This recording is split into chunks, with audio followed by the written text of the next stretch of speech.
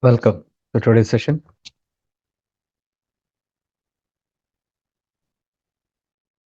We have been talking the past few days about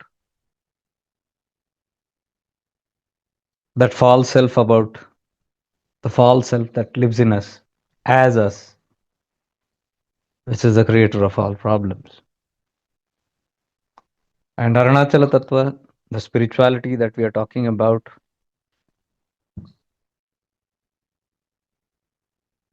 we are come here to bring our attention totally towards this particular aspect. So, as I told you, it needs a lot of subtle refinedness. And as I told you yesterday, it needs a lot of humility, a lot of sincerity and honesty, transparency to succeed on this path. Without which, after a certain point, you will certainly see blockages. As I discussed yesterday, blockages does not come from outside. Our egos create it. So when blockages brings problems to us, life is trying to teach us to release the blockage, meaning release the ego. The more astounding this ego remains, the more the challenges continue, the more the illusions, the more the blockages, and the more the work. So it is upon us whether if we need more work, we do about it. But when you go to any path, you are given clarity, crystal clear clarity on what to do. And if doesn't somebody doesn't follow it, then they're asked to leave. That's what I'm trying to explain in this whole scenario, because we are sitting here to do some work. There is serious work here. So when there is serious work here, the whole focus should go on that work. Please come in time, and this is the last time I'm admitting you inside if you're late. If you come after even 9:1, I'm not going to take anybody in. If you're serious with your life, come here seriously. I'm sitting here seriously on my time. Not a single second I miss here and there. I want only serious people around here. I don't need jokers joking around, fooling around. Go and joke somewhere else. No, this I told to a couple of, not you, I'm telling to other 4 or 5 people. The past 4 or 5 months, I'm telling. Because it's like a time pass. You want some casual. No, it's very serious work here. Those are serious only. Stay, get your work done and be liberated. Be free. Don't waste your time. As I told you, we are here. We do not know when we will conk off. Don't sit with this ego. We have very limited time. We do not know. Don't think you have eternity. You might be having eternity, I don't have. So, seriousness, very, very, very serious you have to be if you need solutions here. If you play time pass here and then you cry for solutions, it's not going to happen. So, you will keep beating around the bush. I would rather see you exit. Go and play game somewhere else, not here. Do not, my principle here in shifting into awareness is do not get disturbed. Do not disturb me. Do not disturb others. 3 factors are very, very strong. You do not get disturbed, because if you get disturbed, you're going to disturb me. If you disturb me, you're going to disturb everybody, because when I am disturbed, everybody is going to get disturbed. So don't become the cause of you becoming the disturbance for the entire team. I got a message from few people about the dark night of the soul. Now, dark night, these concepts of dark night of the soul. Dark night of the soul means where your ego is crushing. Definitely, when you have taken a deep decision to evolve, the universe responds. Depending on how serious you are, how passionately you are wanting it, The more passionately you want it, the whole universe will move in that direction to give you freedom. And sometimes the ego might not be ready to take it. That is called dark night of the soul. Because it can come crushing down. It can come in ways where you can't understand what's happening. So when we are working with the psyche,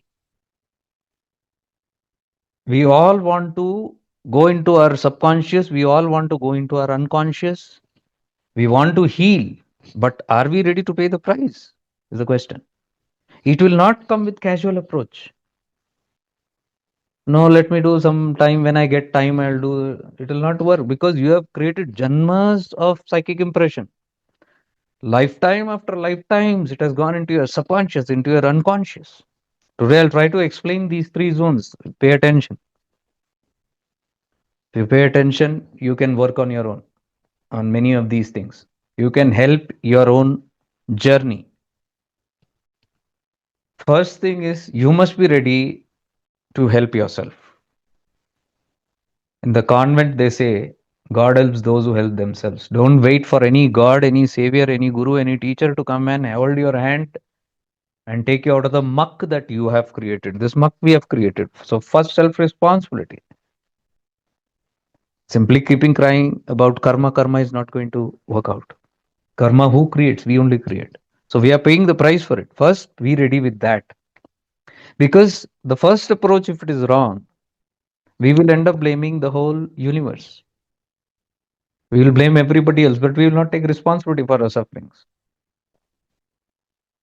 A man or a woman will settle down, a seeker will settle down only when they know I am on the cause of my trouble. Because the moment you say I am the cause of my trouble, the next question will be, how do I get out of this? Without the first question, if you get the second question first, like if you don't even become aware that you are somewhere responsible for your own misery, and you take the second question, how do I get out of this? You will never get out of it. Because then, how do I get out of it? The ego mind turns very cunning, manipulative. It will try to do just anything to get out of that situation. It wants to simply heal. It wants to come out as quick as possible with less energy, with less attention, with less work. I've had people who are ready to pay me thousands of rupees just to have sessions with them. We'll pay you 10,000, 15,000. Give us half a day. These people will never improve. Who think by paying 15,000 bribe, they can get rid of all the causes that they have created their whole lifetime, janma after janma. This is a quick fix. It doesn't come like that. So I'm telling how many years I've been sitting here.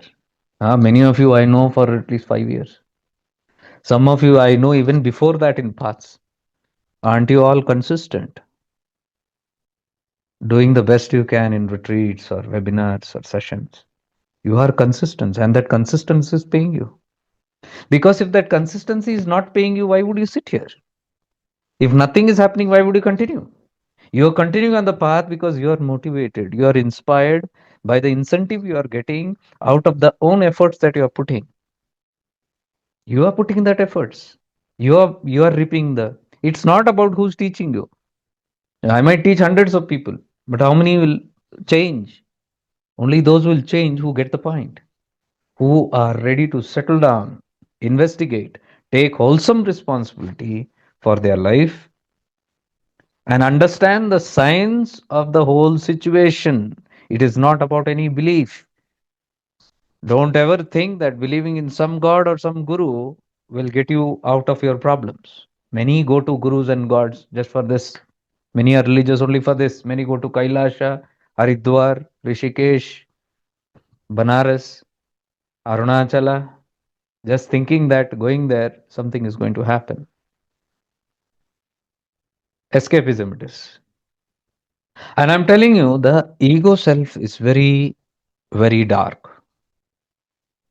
Most of us do not want to look in there. Even if you know your healing is there, most of you unconsciously. Consciously, you might have a desire to go and peep inside. But I have seen most of us do not like to go there. You don't want to peep in.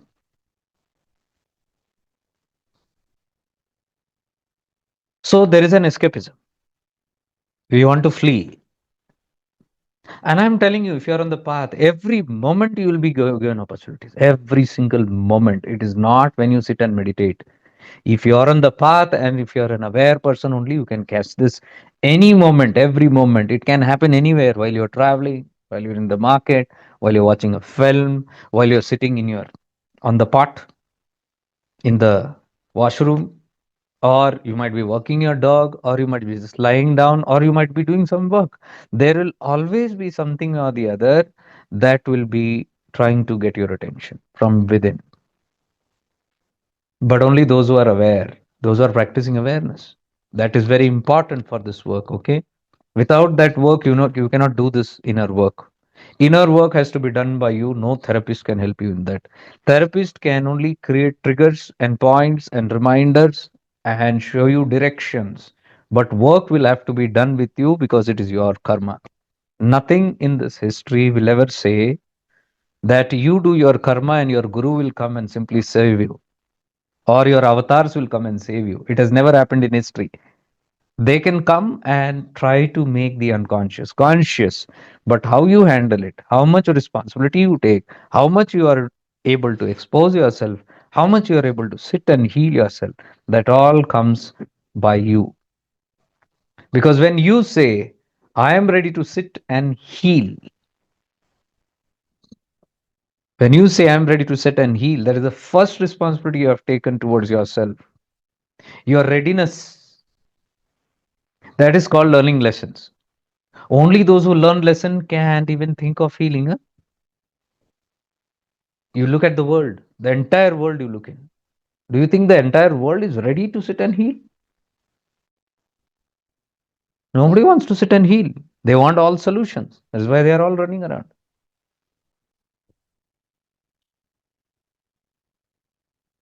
So, the moment you say, I am ready to heal, the universe or the life tests you first. Are you serious about it? Because we know somewhere, we have heard from many teachings that life is a lesson, you got to learn it, you got to accept it, you have got to be ready, and then you might say, I'm ready. But then life will test you. Are you really ready? What is that life testing? It will really see if you are serious with what you're saying, how sincere you are, how honest you are, how transparent you are with yourself, how humble and sincere you are with yourself. How much are you a learner? How much are you willing to pay the price for what you have done? And if there is deep sincerity, deep authenticity coming from the seeker, I'm telling you that same universe guides you. That same universe will support you. When the lesson is learned, it is easy to get support. When the lesson is not learned, the same barricades and blockages will be created by the ego self. And it will simply continue with more drama. I've seen so much of dramas going on. So much of dramas everywhere, in around me, in the paths, in the systems. We can see through it. How much delays are going on. Even people around me. I can't help them even if I want. I'm telling you openly. I know the solution is here, just here. But there is no readiness to work on it. In fact, there is more fretting and fuming. There is more complaint and grudges. Why are you not helping? You help the whole world. Why are you not helping me? You do not want to help yourself. Even your God cannot help you. I challenge you. Whoever God you believe in, whoever, however powerful that God is, keep your ego and try connecting to that power. See whether you will get help. Because what you're projecting as God is your mind projections. Because mind is projecting something as God. You don't get God, you get projectors, projections. You get imaginations, you get dramas, you get dreams, you get fantasies. Nothing else. You will never get the reality, because reality, your God is not a reality. That what you see is not a reality. That is your ego that has created comfortable projects, comfortable concepts to again keep the ego going. Your gods actually boost your ego. Do you see that? If somebody is a great bhakta, they will feel I am a great bhakta. My God is protecting me, whatever I do. Dangerous, because mind means ego. Ego projects, ego plays, ego suffers. It's the drama in the drama. So, first thing, when somebody wants to heal, the first thing is responsibility. The second thing is the price to pay. I've taken responsibility. I understand it is my own drama. Then victimization will not be there. The victim card will go up. You see, a big part of healing takes place there. The moment you take responsibility, the victimhood starts moving away, because the greatest wounds are covered by victimhood. Big wounds are covered by this victimization, that person did this to me, this person did this to me, my mother did this to me, my father did this to me, my grandfather did, my husband did, my previous ex spouse did this to me. Nobody has done anything to you. You are paying your own stuff. All the world has given you exactly what you deserve. The moment you say, I got what I deserve, that is the first step of healing.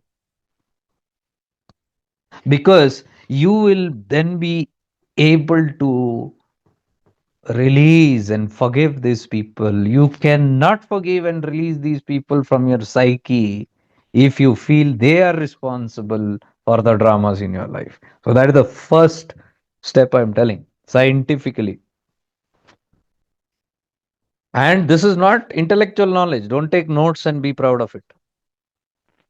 Your notes will not help you, your knowledge will not help you until it translates into an experience.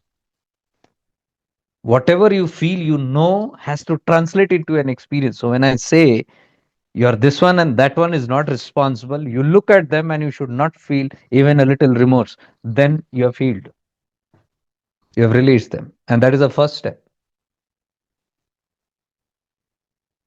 Keeping them connected, blaming them for your causes, and then trying to do the inner work is never going to work.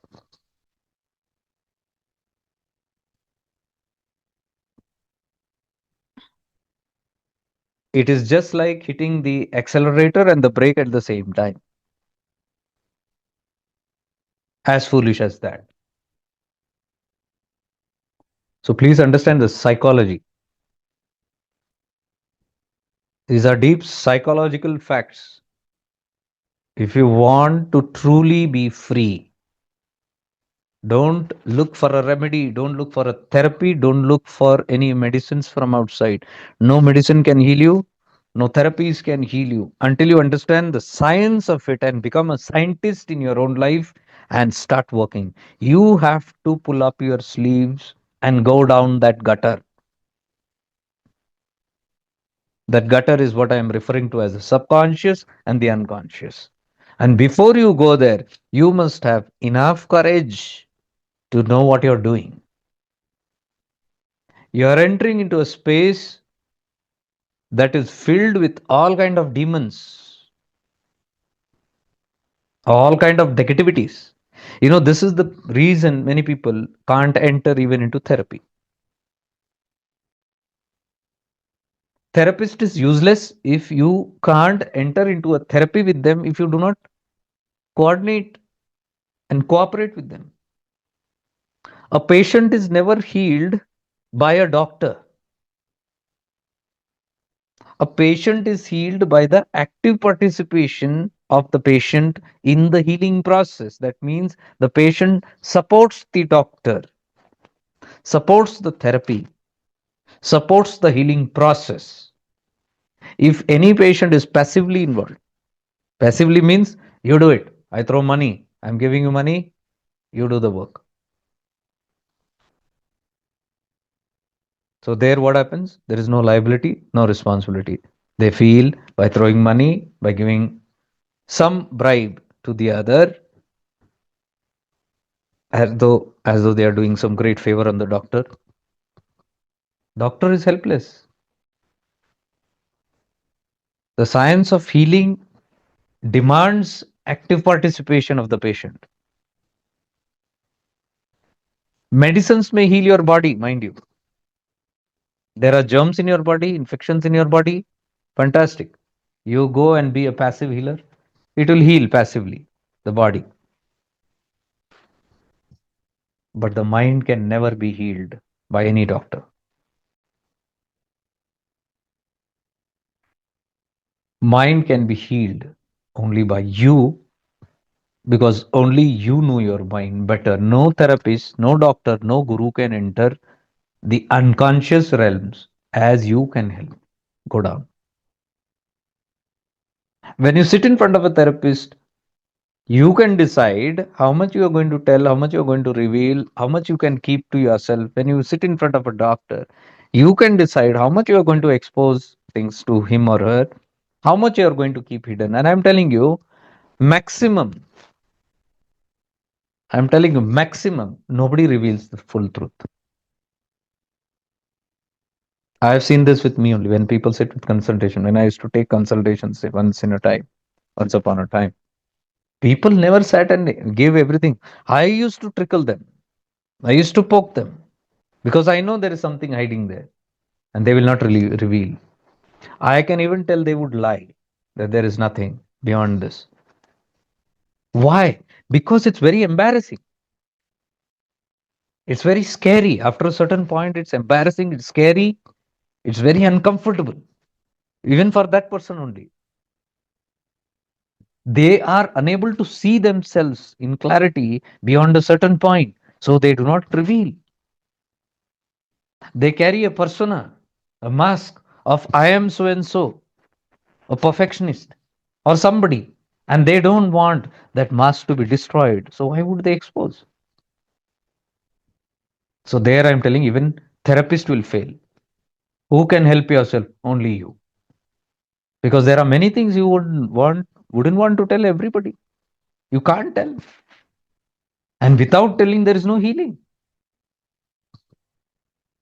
You have to be willing to expose 100%. You can't. And I'm not saying you must. It's your personal details. You keep it to yourself. But then you have to have the capacity to sit and do that work. So therapists can help you to a certain degree, but not to the fullest. Work only you only have to do.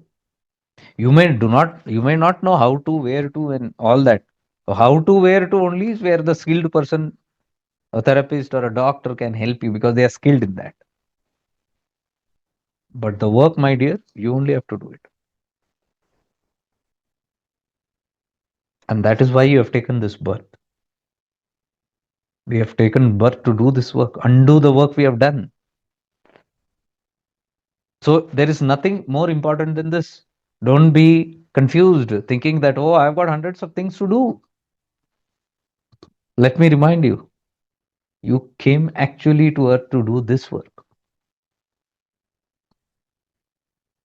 Rest all is a game. If you keep this in your lowest priority, you will be moving with all the other demons. Continuously, you will be moving again and again with all the other demons, which is arousing from the unhealed wounds, the traumatic being.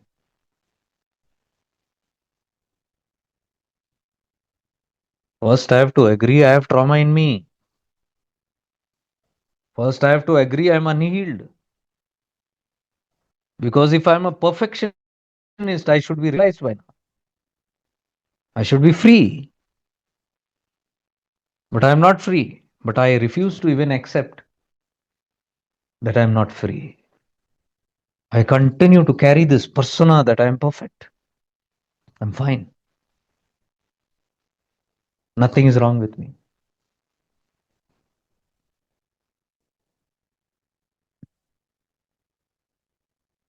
It's like going to the doctor and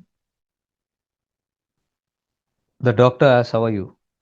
And you say, "I'm fine." Then the doctor will ask, "Why are you here then?" Simple.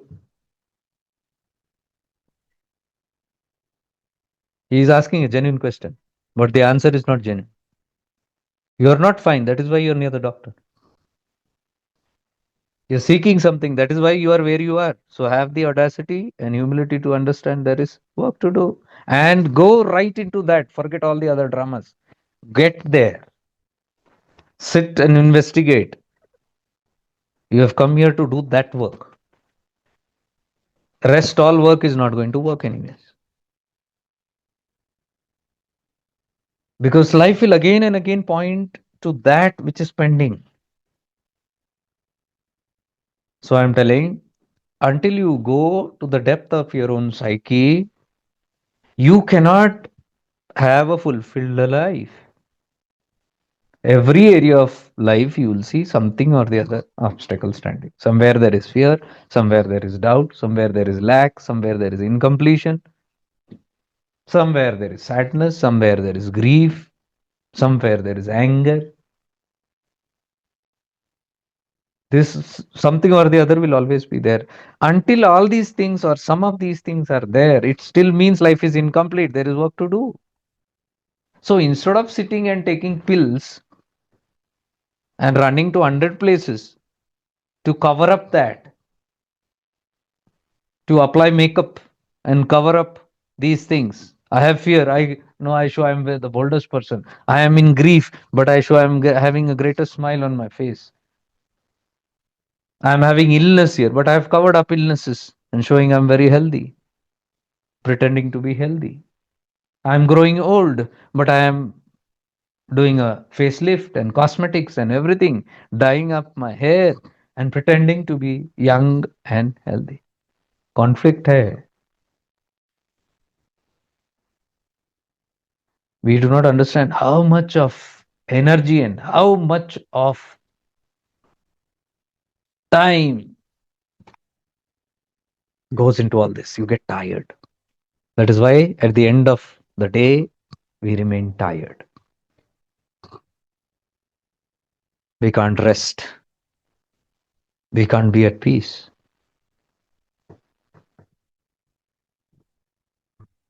There is no stillness in us. Life wants us to grab something or the other and keep us busy. That's all escapism. I want to eat something. I want to do something. I want to talk to somebody. I want to on the TV. I want to browse through the internet and all these things. I can't be still.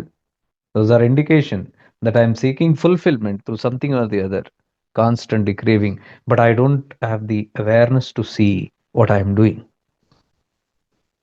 In this path where I'm telling about shifting into awareness, I am deeply aware of everything that's happening to me. Yesterday I told what's happening in my body, what's happening in my mind, what's happening in my energy system, what's happening around me, my reactions, my triggers. I'm watching everything very deeply. That's the first step to enter into self inner work. Self inner work, as I told you, first is humility, responsibility of accepting that I am responsible. Then you do that. Most of the work, the frictions, the connections, the unwanted blames, the toxicity that I am holding on from my past will start dissolving in the first step. And that has to be true, very honest. I have to check through my self awareness. Am I honest about it? How do I do? Go and look into all those relationships. Sit and think. Most of us don't think. We are escapists. Especially when people are troubled and I ask them something about their past, they don't want to speak about it. That itself shows it's a big wound. You want to don't want to enter. You're scared of it. They say, forget it. Past is past. No, past is not past. It is a ghost haunting you. So that dialogue nahi chalega ki past is gone. Past, where it can it go? It has gone into your subconscious, unconscious. Now understand this ego self. The mind has these three zones: conscious mind, subconscious mind, and the unconscious mind. Conscious mind means that which you're conscious, the thoughts which float into your head again and again. Now, right now, whatever is floating in your head, the emotions, whatever those emotions are,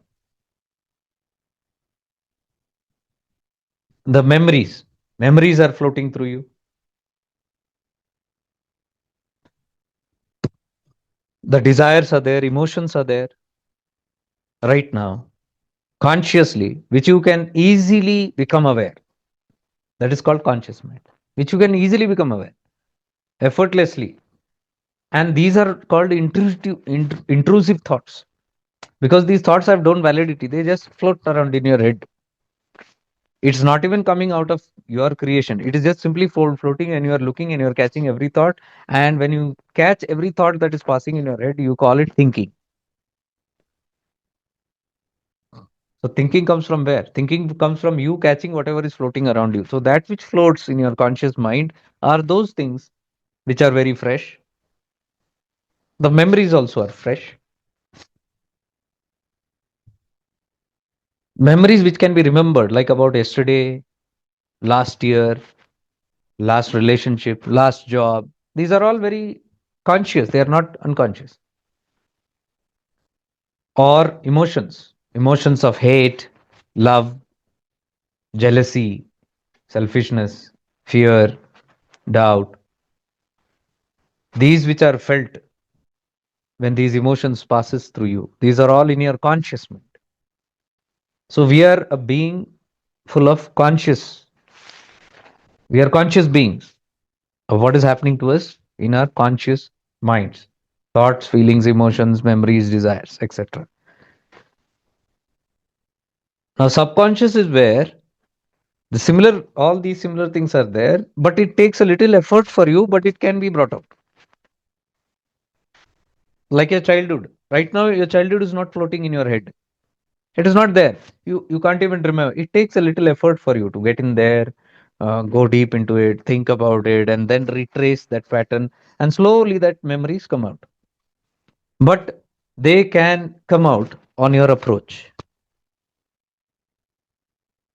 Anything that has long time happened, anything that needs a little effort, like meditation, thinking and constantly being aware, or slowly and suddenly some thoughts, you remember something, some memory surfaces out of nowhere. They are coming from your subconscious. But everything is not in the subconscious. Like in your childhood, you might go and randomly think about 10-year-old, 15-year-old, 5-year-old. Some incidents will come into your head, but with little effort, they are coming from your subconscious. But most of the other things are absent. If I tell you precisely what were you doing when you were 6 year old, you have no idea. You might try. Something might come, but where are the other things gone? Are they gone? They are not gone. They have gone into the unconscious. What is not been used, or what has been refrained, or what has been suppressed, what has been ignored, consciously or unconsciously, repeatedly ignored, they settle down into your ocean bed, unconscious. They don't go, but they settle down. They are like lifelessness. They feel lifeless, but they are alive. Anything that is alive vibrates. We have understood this very clearly in the Paravani webinar. In Paravani webinar, we have seen this, right? Where I have told Vaikhari Madhyama Pashyanti Paravani. So in the Pashyanti level, there is vibration. Madhyama, that vibration only becomes thoughts. Can you see the whole process? From the in Paravani is unconscious. No vibrations also. Can't be seen, can't be known. It looks simply dark. That dark is known as shadow. Many psychologists have called it shadow. Inner shadow work. I have used this terminology many times. Inner shadow work. What is shadow? Shadow is that part, that dark part of you where all these things have gone. thinking you have forgotten, or you don't have any idea about it, that it exists also. You don't even know it exists, but it is there.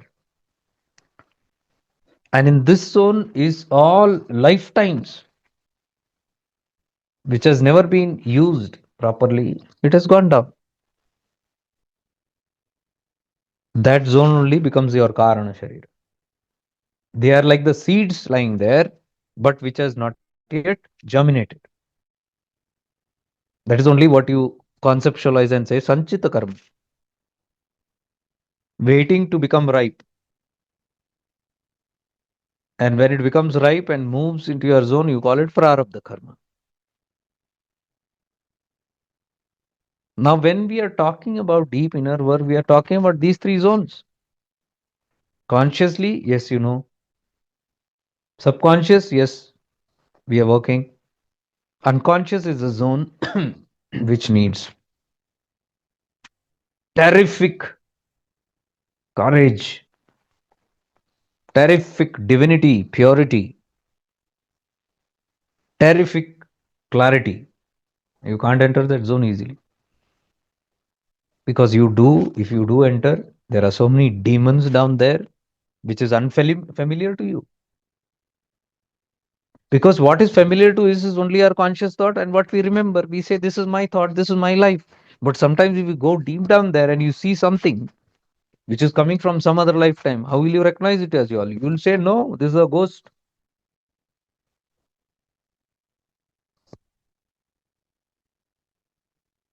Then those things will appear like they're attacking you, they're chasing you, they're haunting you. You know, many people, neurosis, in psychiatric and all, you can see people are scared and they are not having anything from outside. It is their own inner being that is raised up all that. Severe neurosis, hallucination, auditory hallucination, visual hallucination. They see things, they see someone is chasing, someone is doing something, they hear someone is talking something, someone is saying something about them.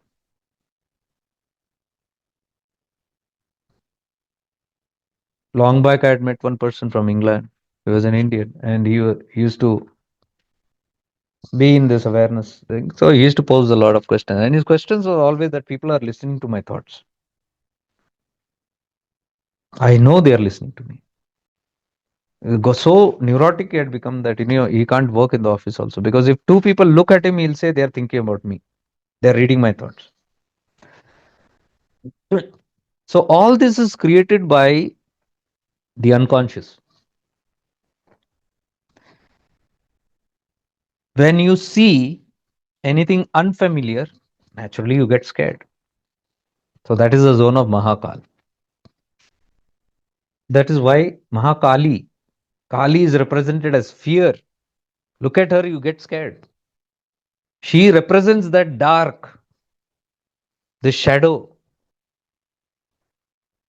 the feminine aspect of the shadow. That is Kali. So they say you need a lot of courage to do Kali sadhana or Ugra sadhana. Dasho Mahavidyas, Baglamukhi sadhana, Dhumavati Ma sadhana, Chinnamasta sadhana, Mahakali sadhana, Tripura Bhairavi sadhana. What are all these? These are that those fearsome energies, those forces which can tackle that kind of. Now, whether it is external or internal, both need a lot of courage. Courage from what? Courage from your own illusions. Look what these illusions takes shape. Your own illusion, look what they become. They become your own enemy. I do not recommend anybody to go into those zones. First of all, you need a lot of guts and courage. But on the path, when you are moving, when you are healing, any path, those areas can be touched, knowingly or unknowingly. At that time, when you touch, and you start trembling, that means you are not ready yet. You need stability. You need a lot of grounding. You need a lot of clarity. You need a lot of practices in the conscious world. What did I say? If without perfecting you try to take shortcuts, problems will come. Oh, I want to go ahead, and what you're going to do ahead? First, become aware of your body, your senses. Are you fully aware 24 by 7 of your body? What is happening to your system? Are you fully aware of your mind? The triggers that are happening, the reactions, the incompleteness, the flaws. I am not aware of these things. I pretend I have all these kind of masks. I pretend I am fantastic. And then you want to go into that zone. Oh my God. What did I say yesterday? You cannot beat the system. You cannot take a shortcut. Pretension is the biggest enemy. You can't pretend here. You have to be absolutely authentic. Because if you are not authentic, you will only bear the fruits of that. You have to be completely clear without leaving your concepts, your beliefs, your conditioning. It's very difficult. Why I have spent months and years breaking your concepts? Because your concepts are going to create big havocs there. Your concepts are coming from these zones. Your programming, deep programming. I told you, right?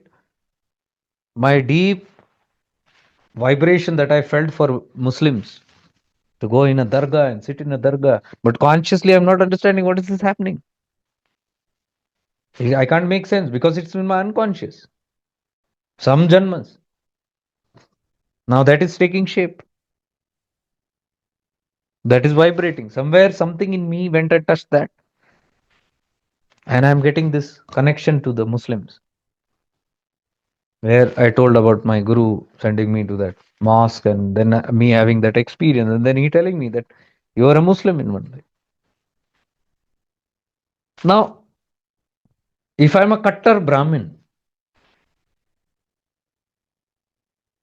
or a Kattar Indian, fanatic Indian, or a fanatic stupid Hindu, or a fanatic stupid Christian, or a fanatic stupid Muslim, I'm going to have a lot of problems with this.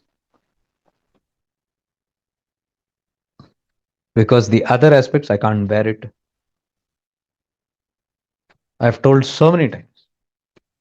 Consciously first get rid of all your blockages. Create the spirit of oneness. But you don't want to. You want to hold your conditionings very strong. Your attachment to your own beliefs, your own conditioning. My dear, you're going to have problems when you see the opposites of this coming from within you. You will not be able to handle it.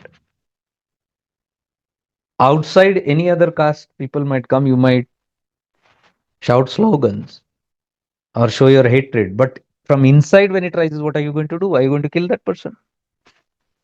Killing that person means killing yourself. You will get neurotic. This is how inner conflicts happen. बेचैनी, एक restlessness, एक fear. What are all these fears? Suddenly fear coming, fear. I don't know where is fear coming. ये जो पाल रखा है, you don't want to get lost of it. We are telling constantly, let the dead bury themselves. Let the dead bury the dead. Jesus said. Because they are dead in consciousness. They are weeping. Who weeping on what? Somebody died. They don't know. They think the body has died. They think their son, daughter, father, mother, husband is the body. And here we are learning they are not the body. They are spirit, like you and me. They are presences. And they are moving in a journey. They came in this lifetime, caught up with you, some give and take, they finished, they went. But you are obsessed with those ideas. You don't want to give up that. Oh, my father, my mother, sit. Sit with your ideas. Then what is going to happen? Fears will definitely come. Your fears only will chase you. So I'm telling you, practical spirituality. Until you don't get the practicality of it, don't get deep. Don't go deep into these paths. Don't try to take shortcuts. First, digest so much of teachings, and so much of sessions, and so much of things have done.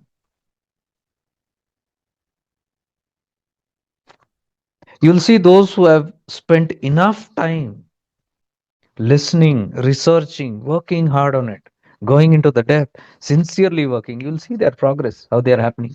Easily they will go. But if you do skipping, I like this, I don't like that, and if you do selective learning, you're not going anywhere. Teachings are complete. When I say this and I say this, it might be a contrast to you, but both I say from one end only. It is not that you like this, you will take this, you will, don't like this, you're going to drop this. You are taking it from one person only, one wholesome experience person only is giving you that. You take part of this, you will create problems. You escape from one thing, you're going to have problems somewhere. Because whatever you refuse to see, life will present again and again and make you conscious of it. Mark my words. Spirituality is that. Spirituality is anything that you are pretending not to know or refusing to see. Life will keep constantly reminding that only to you in different facets. Because you are dodging and escaping life and creating new masks. Mark my words, life will create new masks. It will come in unpredictable ways and stand in before you because the whole universe is a mirror. You do something, the whole universe will mirror the same experience back to you. You play with it will play with you. You be honest with it will be honest with you. Simple. You love yourself, it will love you. You hate yourself, you'll see all hatred coming from everywhere. You become cunning inside, you'll see every cunningness from outside. People will deceive you, people will trick you, people will do this to you, that to you. Whatever is inside will be reflected again and again outside. Why? Because that is trying to teach you. You cannot escape. This is the path that I'm focusing on completely. Authenticity. So if you don't get this basic, don't even attempt to go deep.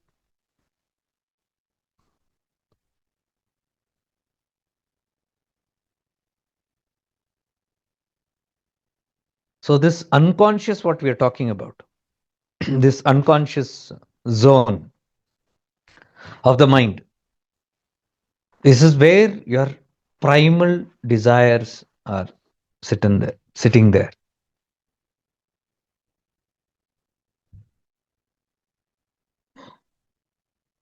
It's known as the pleasure principle.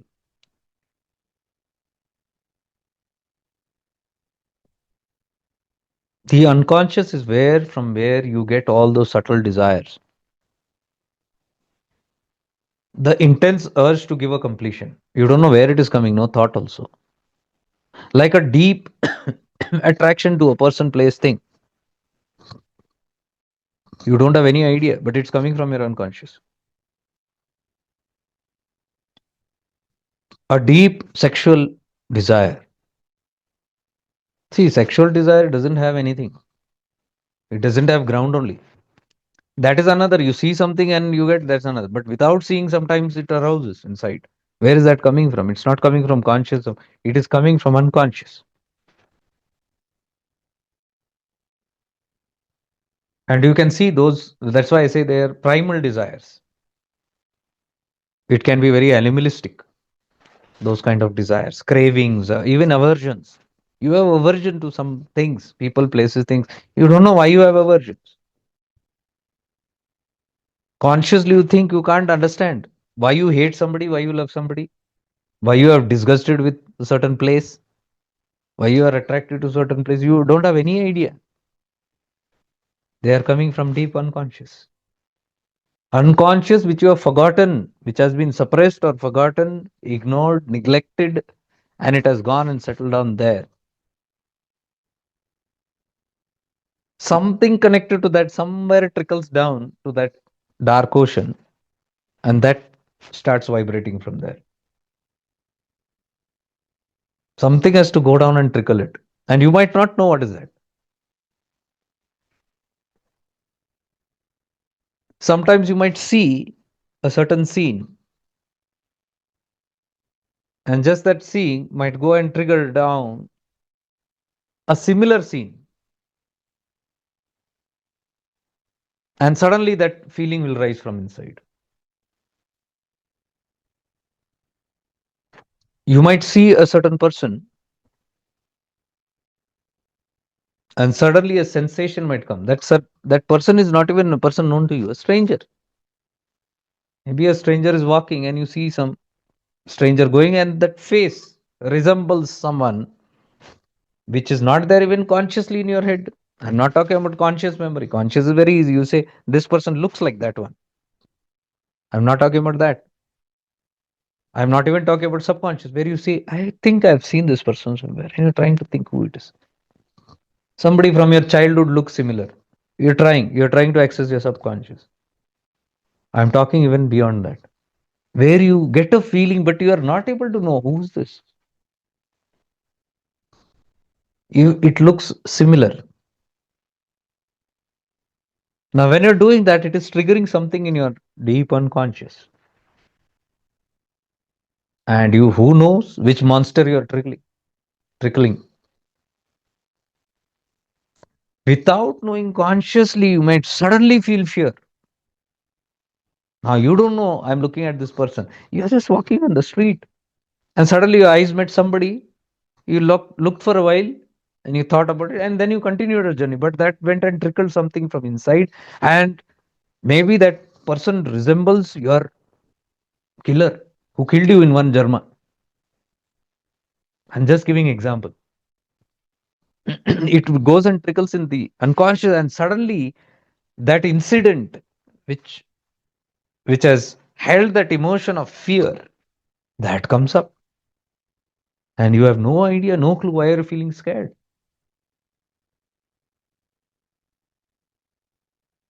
You'll say everything was normal. Why I'm suddenly feeling my chest is pounding? Why suddenly I'm sweating? Why suddenly I'm feeling panicky?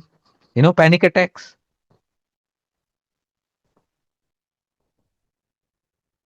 This is how they go and trigger. So some things have don't no meaning in life actually, but they happen. But this is the science of why it happens. Nothing happens without a cause. There's a cause, karana.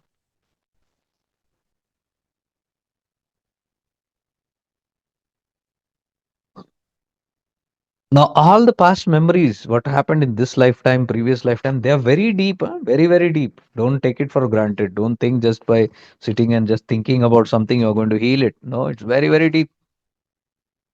You must have had some issues with your father or mother in your childhood and forgotten it. Maybe they were very abusive and you don't like to talk about it. You don't like to even think about it. And you feel it's all gone. It's not gone. It's there, gone in that unconscious.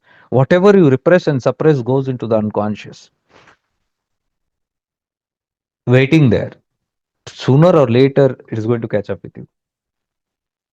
That is why I'm telling in that session from Ghaziabad what I did. I told you life, Jivan in Hindi.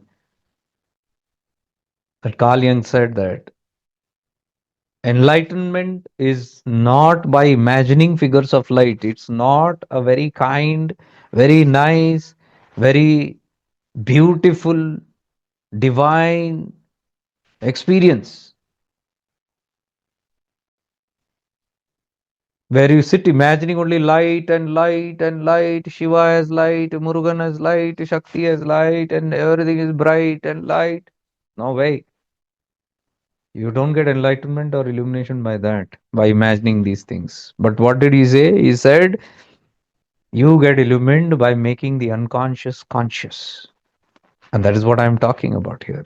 You have to expose yourself. Exposing yourself is healing.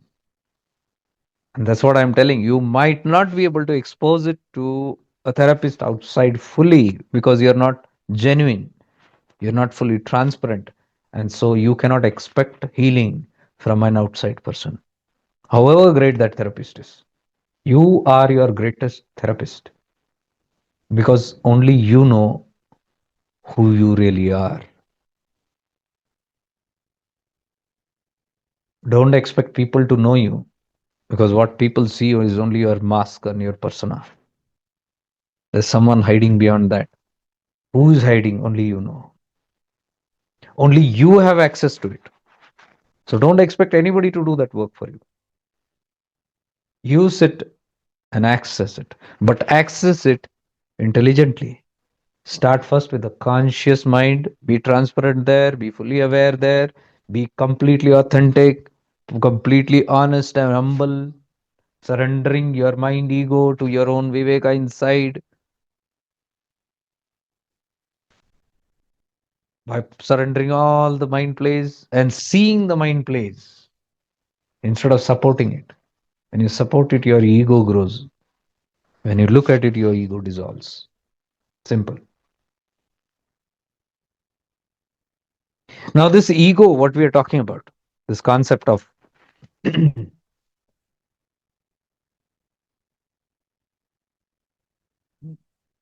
see, this subconscious, unconscious, conscious is there right from birth, but ego is not there during birth. But this mind is there. A large part is in the unconscious and in the subconscious. The conscious is almost empty. So a baby comes out and it cannot think, it does not have much of thoughts. That is why it is called pure. It is not pure, by the way, because deep down the gutter, everything is there. So don't divinize this concept also. Children are very cute and beautiful, and children are like God. They are like God, but it's a temporary phase. Wait for it, you'll understand. As the conscious gets polluted with their own subconscious and by the vibrations that they attract from outside, depending on their vibes from inside, unconscious, what is there, that is the feeling, that is the personality, that is their karma, that vibration, kartura gnane prapte phalam. That vibration, whatever they attract that kind of parents, that kind of situation, that kind of conditions, and that is yet to manifest to them. What is there in the ocean that is generating the vibe, but that is yet to come. So as it comes from outside, it starts filling the child's conscious mind with all that rut from outside. So somebody is told they're a Hindu, somebody an Indian, somebody a Muslim, somebody a Pakistani, or somebody this and that. All is been kachada has been put depending on what is the vibe that they have called for. That is called prarabdha karma. They attract that kind of parents, that kind of knowledge, that kind of experience, and their conscious mind starts getting filled up with those kind of experiences. That is where the programming begins, subconscious. You cannot blame, no, parents have put everything. No, no, no, no. Because actually the parents start programming them. But you can look at the whole scene. It is unconscious play. The child is unconscious, behosh. Parents are unconscious, behosh. Kuch to chal raha hai. The gunas are playing. What is that? I had seen one photo. Let me see if it is there of Krishna.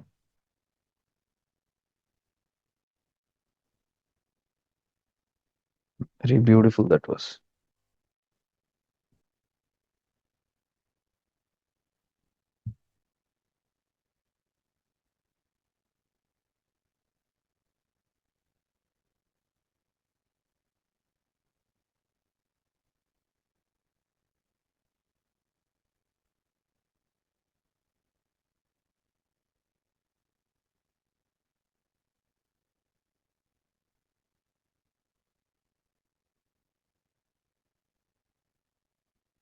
Okay, I don't get it. But it was something like Krishna was saying in Bhagavad Gita that the whole play of an individual or the collective is the play of Prakriti. Pra- Prakriti is playing out. Gunas are playing, but the ego thinks it is doing. You get the point? My Prakriti is doing everything. My gunas only are thinking in a certain way, behaving in a certain way, experiencing in a certain way. I have no control over it. That is called destiny. I am simply enacting, falling into that. Prakriti is doing the play, but the ego in me thinks I am doing it. It thinks I am becoming a doctor. I am becoming a lawyer. I am becoming an engineer. I am becoming an officer. It thinks. But actually, the Prakriti in them, this unconscious, what is that? That is only coming out. Rajas, Tamas, Sattva. That is only coming out, and that is only attracting situation. And that is playing it out. That is exactly Karturagnani Prapte Varam Karma Kim Param Karma Tajada. It is only playing out. But the ego, the I feels I am doing it. This is Krishna. That I had seen that and I said, this is beautiful. And I just saved it, but I couldn't get it. I'll share it when I get it. How deep is this?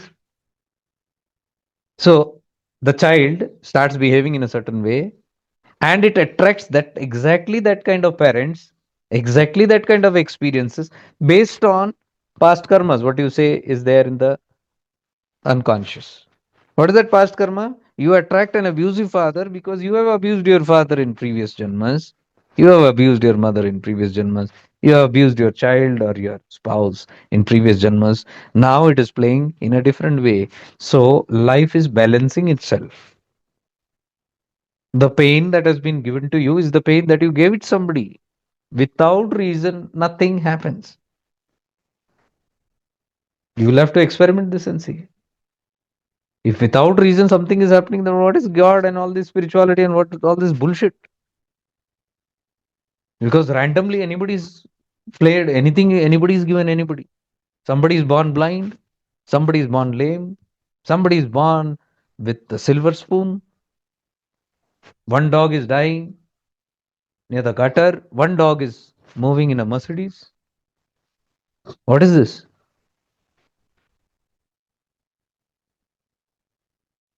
The dog that is moving in a Mercedes has only manifested it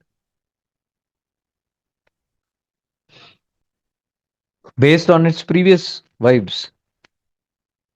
This is where I say, when you become deeply aware of what you're listening right now, if you're deeply and thoroughly, sincerely aware, where is the question of blaming anybody here? Your childhood, your this, easily you will know, okay, I gave a slap, I got it back. Now what should I do? Now I should create situations where I don't get slapped again. That's called learning the lesson. So when pain comes to me, I learn from the play pain. I do not continue the game again. So you can see sometimes parents who are very conscious, they have got abusive parents, but they refuse to be abusive parents to their children. They say, what I have got, my children should not get. These are conscious, awakened people who have learned lesson, who have learned the pain of how it feels to be ill-treated. So they do not want to ill-treat anybody. Not just parents, anybody in life. When you know the pain of how it feels, you will never do that same karma to somebody.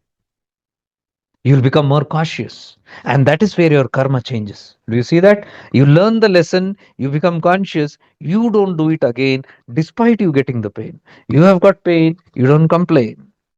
You got any bad negative reactions, negative things in life, but you no more. You just let go, you release, you heal.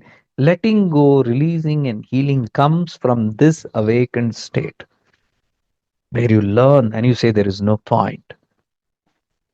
It doesn't come by suppressing or refusing to see or pushing it away and dodging and escaping. It comes by staring and looking at that unconscious and making it conscious. I am unconscious in these places. I still have remorseness. I still have bad attitudes. I still have vengeance. I still am blaming somebody. So, what does this mean? This means I have not learned the lesson and I am creating new vibrations of that kind of energy, which is going to again bring trouble to me later. If I learn, I do not want it. So, when I do not want it, I simply let go By knowing clearly, there's something that has come back to me. If you really do not know it has come back to me, you'll always find ways and excuses to blame others. There is no healing there. Karma doesn't stop. So the first step is becoming conscious of this.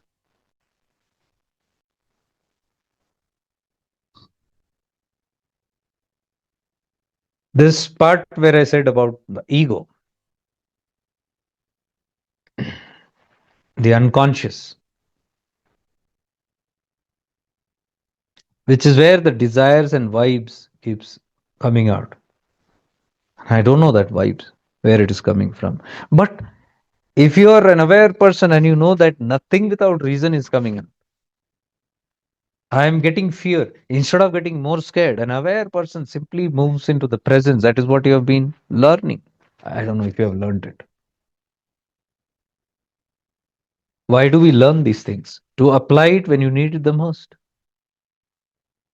Why do you move around with a licensed gun? To self protect when you need it the most. You have learned karate or kung fu or martial arts or whatever. Why have we learned it? To use it when you need it. So when the time comes and you don't use it, what use is that black belt? What use is that licensed gun?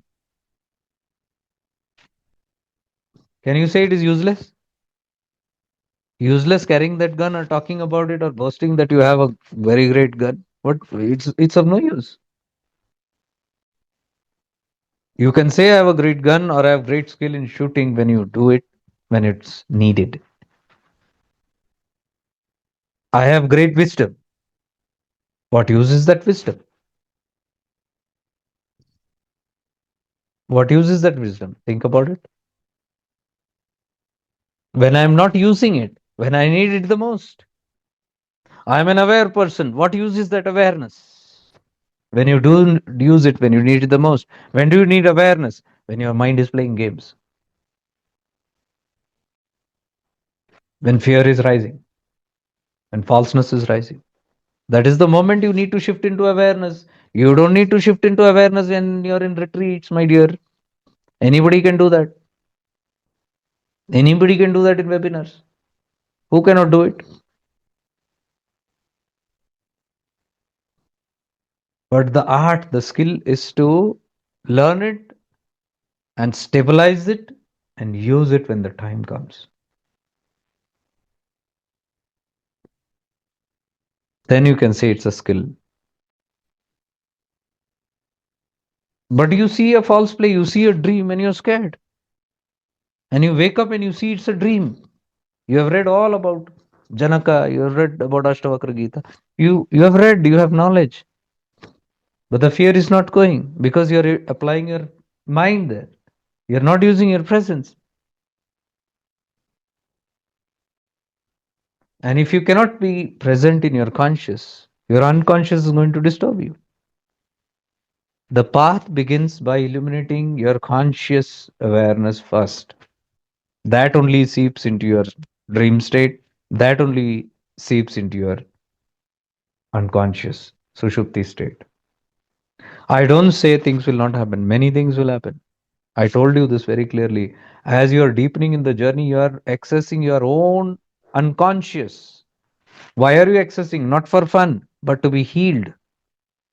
Anything that comes from the unconscious is surfacing to be healed.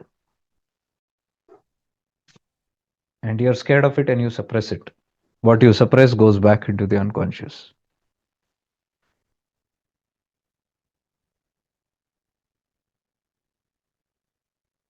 That's why I said it needs a lot of courage to walk this path.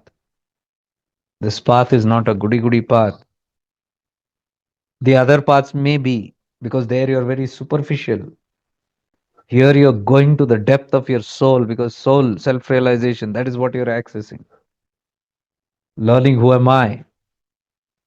What you're going to see 100% all the time is who you are not. And you might not like to see that, who you are not. You don't want to let go of who you are not because you're so fond of whom you are not. The personality, the father, mother, husband, wife, brother, sister is so precious to you. You don't want to let go of it. And you're doing practices to kill that precious identity. What will happen? One side you're not ready, one side you're ready. What will happen? First, decide, are you ready? If you're not ready, it's okay. Then don't hurry in the name of mature seekers. Don't put unwanted pressure on yourself. Don't think I'm left behind. Don't think, oh, there is a lot of things to do. I'm sitting back. I'm not evolving. You're not evolving because you're not ready. If you're ready, you'll evolve. And if you're ready, these are the things you'll be facing. Never expect beautiful, divine creatures coming to you and everything going fantastic. Actually, everything is fantastic.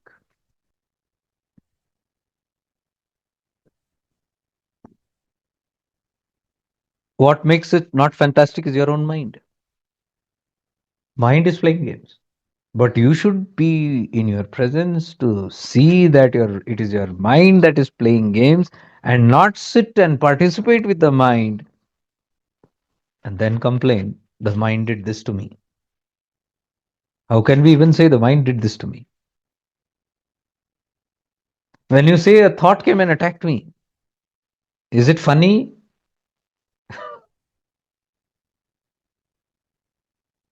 If you come and tell somebody attacked me, who attacked me? Somebody in my dreams attacked me. What will you tell such persons? Sigmund Freud was there those days, a good psychologist. Anybody who he came, many people came to with the mind troubles and all that. He used to help, but he used to say, if anybody comes with neurosis, I used to tell them to go to the church. Neurosis means there is nothing wrong with you, but you start, your mind is telling you something is wrong with you. You don't have any illness, but you say, my mind is telling I have illness. All scans you do, there's nothing wrong, but you say, no, there is something wrong with me. That is called neurosis. So you say, go to the church. You can say as good as saying, go to the temple. He used to say, go to the church and sing choirs. Translation, go to the temple and do bhajans. Another Indian mystic said very beautifully about the same statement. He said, yes, what that person said was correct. Anybody who is troubled by imaginations must do bhajans. And that is why he said, you must go to ISKCON. He gave an example and said, in ISKCON, people dance. Hare Krishna, Krishna Krishna, Hare. They dance and they are swaying themselves. What is happening? They are releasing their emotional vibrations, which is coming to their mind. They shake it off. They dance and dance and dance. They swing and sway and they say, Krishna removed my problem. Krishna didn't remove your problem. You removed your problem. It was simply scientific. It is. The use of mantra, the use of bhajans, they will help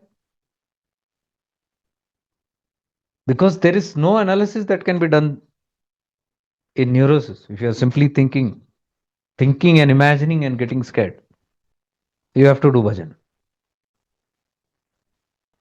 because there is no tension. There you are submitting to a higher power. You don't think anymore. You let loose and you fall in love and devotion and surrender and you just sway. In a few minutes, you'll see you're stabilized. You'll suddenly see all those things gone. And it is very true. It is not any God that has done to you. It is you only who has shaken off that vibration, which if you sit thinking, it is going to increase. Those who are ignorant will sit thinking about it and contemplating about it. Those who are wise will shift into awareness. Those who are neither will do bhajans.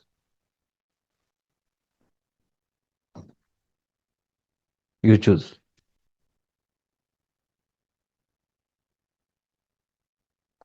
That is why this terminology came, dark night of the soul. Dark night of the soul is that night when you look into your own darkness and your darkness is turning into light, and you can't bear that light because you have identified so strongly with that darkness all these years or lifetimes. That darkness is ego. Ego benefits from darkness.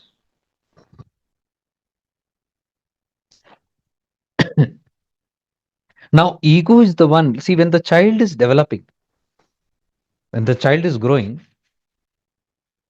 slowly it is taking from outside all these things, and it is programming itself into a new personality, isn't it?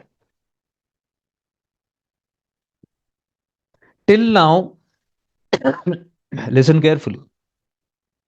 When the child is there without the ego, babies, few months, 5 months, 6 months, 10 months, 1 year, you can see they are so spontaneous. There is nothing to hide. They might poop, they might urinate, they might laugh. They will laugh anywhere. They don't care about who you are. They will never think, oh, my parents are sleeping. I need to not disturb them. They will wail out. They will just do what they want. Do you agree? They will just do what they want because there is no screen to stop them. That is their unconscious vibration just coming up and presenting and acting out. The unconscious is simply being dumped out. But then the ego is built by becoming aware of the surroundings, and then the outside also tames you and tells this is not right. Behave yourself, don't shout. And then the ego develops in the child. This ego only keeps everything in check. Are you understanding?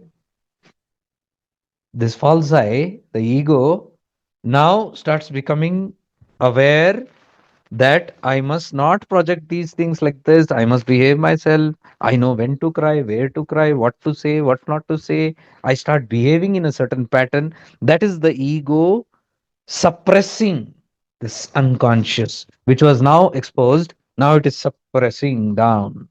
So the ego suppresses this unconscious and now behaves. Now it is lesser and lesser and lesser expressive. It doesn't express. The bottling up has begun. What was freely flowing out, the bottling up has begun by the ego. The ego has suppressed it. It keeps all the gratification in control, all the pleasures now in control. Previously, it was having pleasure of everything. Now it is controlling the pleasures. As it keeps growing and evolving in the society of the do's and don'ts, it starts suppressing its animalistic tendencies. Previously, it was open, now it is suppressing and it is building a dam on that. So, these were known as delayed gratifications. What is there otherwise if you leave the ego open? It is impulsive gratification. You will get that feeling. You will understand what I'm saying. When there is a pleasure or a sensation rising in you and you want instant gratification, you don't want to stop. You don't like to stop. You're not bothered. You don't care. You want instant gratification. It might be a sexual act, it might be a food craving, it might be an intoxicating drink, a drug, or a smoke, or a gutka, or something to a chocolate. Do you get that? That's called instant gratification. That comes from there only, unconscious only. That feeling is coming, and you want to gratify it. Now, what prevents that gratification? Watch carefully. It's the ego.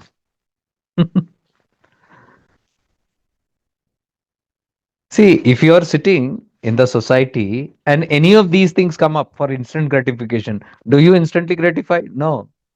You keep it in control, you tame it, you know what. So, who's doing that? That is the ego that does it. Are you getting the whole thing? That's how the ego suppresses these things. Now, we are not talking whether it's good or bad.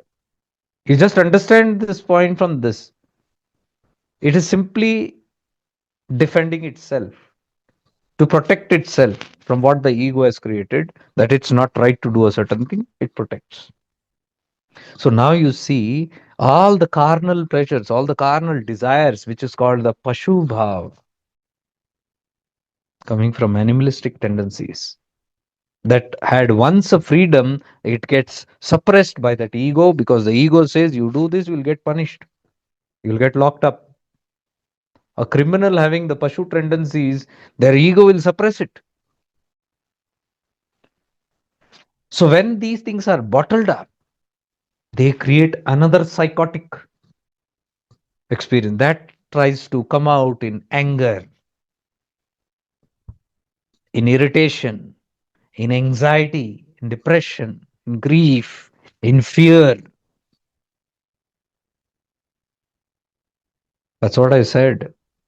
Nothing can be bottled up. They change faces and they come. Whatever you keep in the dark will present itself in multiple ways to gain your attention. They are not coming to trouble you, they are coming for freedom. An awakened seeker will know this, that I must release and transmute this. That's called alchemy, transmuting. We have done many webinars on these things. Consciously digging up and bringing, or unconsciously also what comes up, you are able to transmute it into light. If you want to go deep, we will do another webinar this time again. Get the whole science very, very clear, in depth, and learn the art that you can sit and consciously work on it and bring up unhealed issues up and transmute it by the power of your awareness into light, disintegrate them continuously, or practice it in such a way, not or, and practice it in such a way that any moment when they come undue without notice, this will happen. They need not always come when you sit and dig them. Sometimes they might just get triggered by some stimuli from outside. It might rise, but you must have the enough awareness of how to heal it.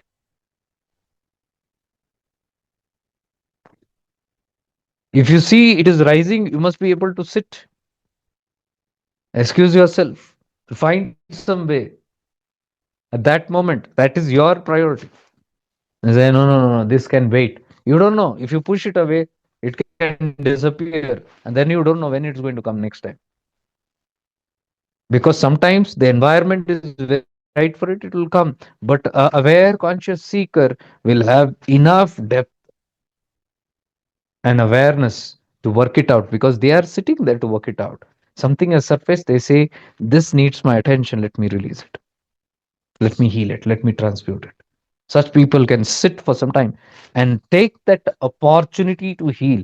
This is a conscious seeker of, this is a seeker or a healer, not part-time job. Not I do it in one webinar and then forget it. Then I'm busy distracting myself, playing hide and seek and doing this and that dramas. I've forgotten everything. The skill is to be utilized at that moment and in every moment of your life to wait and watch and see. Because when you're on the path, when you're constantly evolving, constantly you'll be given opportunities. But the only thing is you're not awake to see it. You're not aware to see it. You're distracted with other agendas. You miss the opportunities. And that is why the delays happen.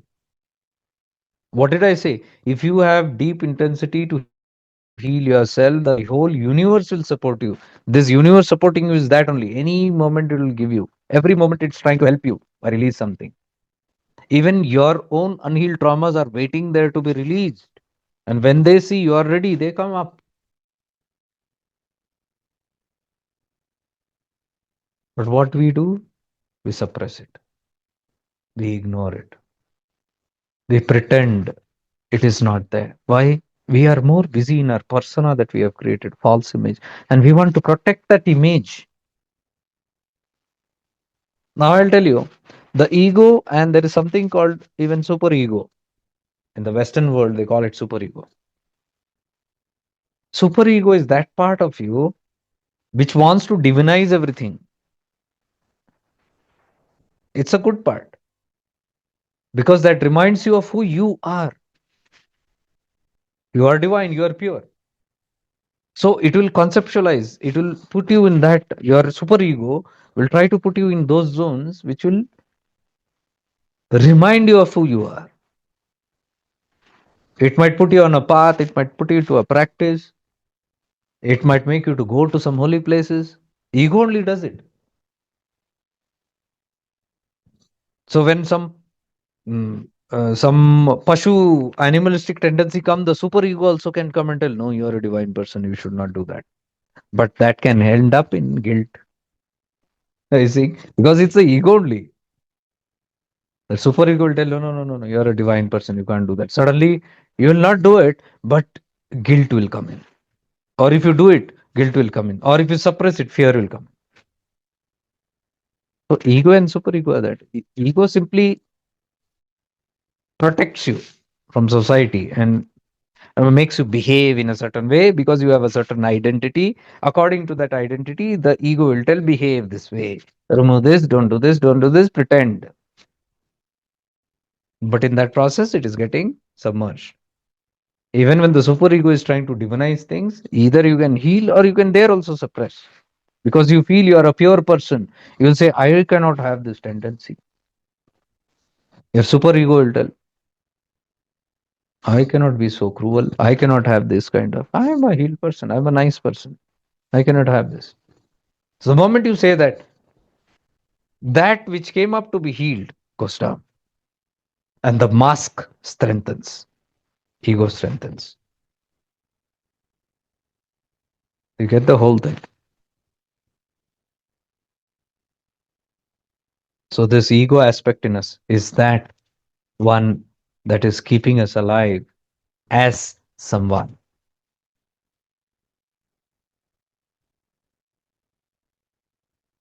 Now, science or the Western philosophy of all these things, the mind, the psychoanalysis, means the study of the mind, can go only to this limit.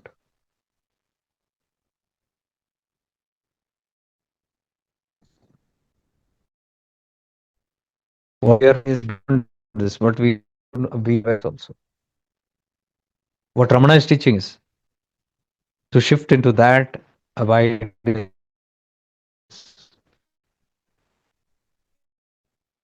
of self and stay there. But when you practice that, it is not that you are going to escape these things. It is not that if you shift into awareness and you sit there very deeply, embedding this frequency of awareness, it's not that all these things will go away. That approach is not good. That is escapism.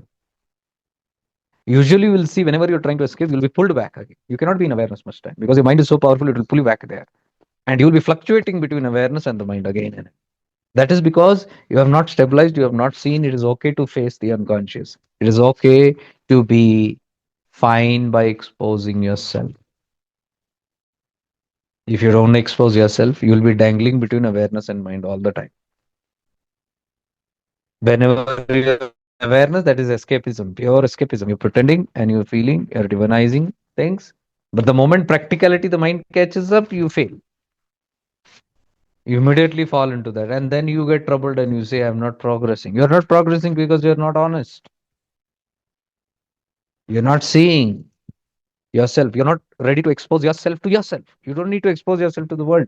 Expose yourself to yourself. Strip naked there. See all your flaws to the depth because seeing itself is healing. When you stare at your flaw, you are healing it. You refuse to look at your flaw, you are strengthening it. Understand these two words that I said today. This is the core of everything. You look at a flaw and you heal it. You ignore a flaw and you strengthen it. Simple. Those flaws only build up your mask. Multiple flaws build up a multiple personality, and you carry that personality away. Now, when you say loss of identity, and what you're doing is loss of identity. So definitely, when you do those practices, it will hit your identity of all the wrong ideas that you have held about yourself, and you're not going to like it. When you don't like it, when you are not totally understood and ready for it, then you're going to be in conflict.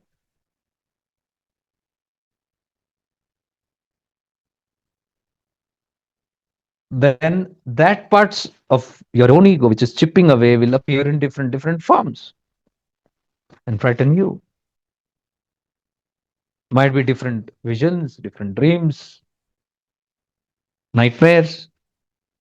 The dying ego doesn't want to die. So what is to be done there? Bring the license gun out.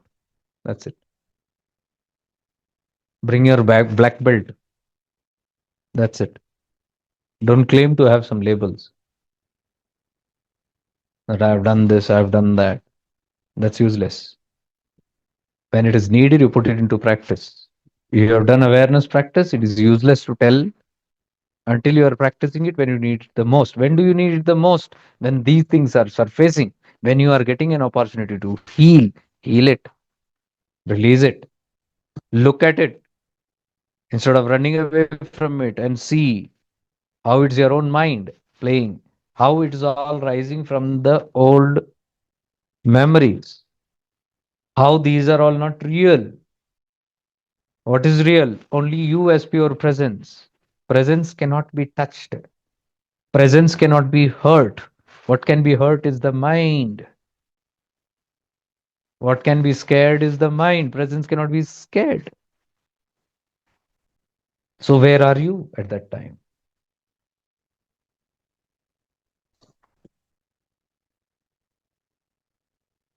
So, I gave a long lecture. I could have told in one word. The whole lecture today, I could have told in just one word the sutra, witness everything. That's all.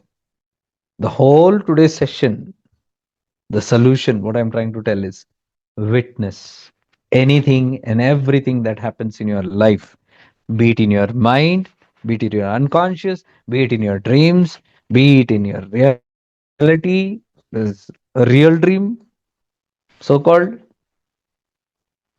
Learn to witness everything. And how can you witness everything? Until you have practiced and mastered being in your presence, you cannot witness it.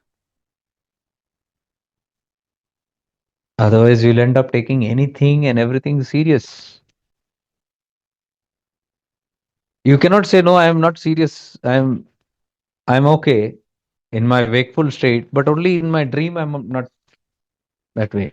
I'm affected only in my dreams, but not in reality. False. Your dream state is directly a reflection of your waking state. That's what I'm telling. Do not pretend. Look and find and see this. Don't simply polish and say, I'm okay here, I'm okay there. These are all interconnected.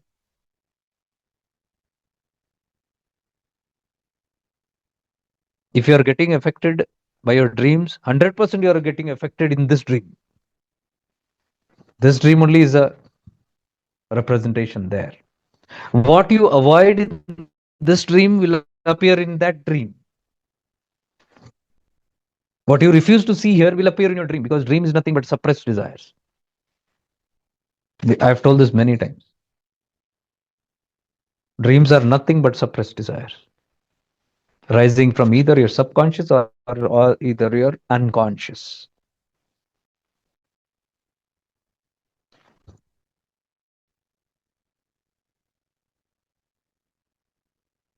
So do not be deluded by saying, no, your Jagrit is fine. No. In Jagrut, you are catching on to many things which you call as me and mine. And when that me and mine is being destroyed from inside, it's going to pain you. If you do not agree to that and if you refuse to see it in your Jagrita, it will end up showing it to you in your dreams. Here you face and live it properly. There you will not have problem. But then again, I said, this cannot be done by everybody just because it's told, because we are all on different phases, all on different steps of evolution. It is not applicable to everybody. Those whom it is not applicable is what I'm telling. If you're not ready, don't go deep into it. Go step by step. If it is too alarming things, many times I've told, don't do deep practices. Never do deep practices. Do simple practices. Simple practices like mindful living, living life to the fullest, singing, relishing, dancing, doing mantra japa, singing bhajans, praying. Prayer is very good. Prayer is powerful. Do bhajans, light activities. Do some nice meditations, peaceful, calm meditation. Don't go to destroy your ego. You're not ready because the world is very precious to you. And it's okay. It's your divine right to experience the world the way you do. When you're ready, proceed sensibly. Till then, go slow. But you say, no, from inside, the deep calling is coming. I feel like doing it very deeply. Then be ready to pay the price. You can't have everything. You can't say, no, I'm doing some intense work, and then on everything you say, ouch. You're very sensitive. A little cold comes, little fever comes, and you feel you're dying.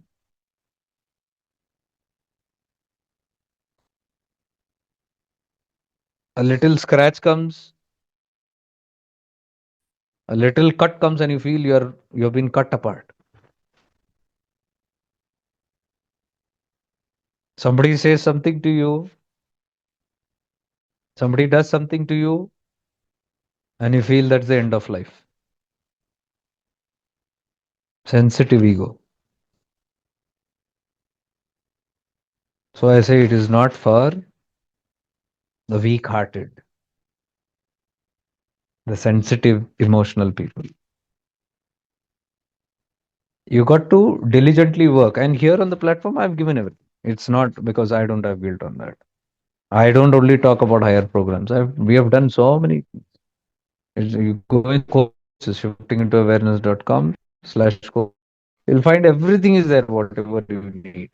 But this zone, which is there, which is for deep things, must be ready for it. That is why I do not allow people sometimes into retreats. I say no. They say, no, no, I'm ready. I say, no, you're not ready. You don't need it now. Now you go and relish whatever you're doing. You shouldn't go off balance.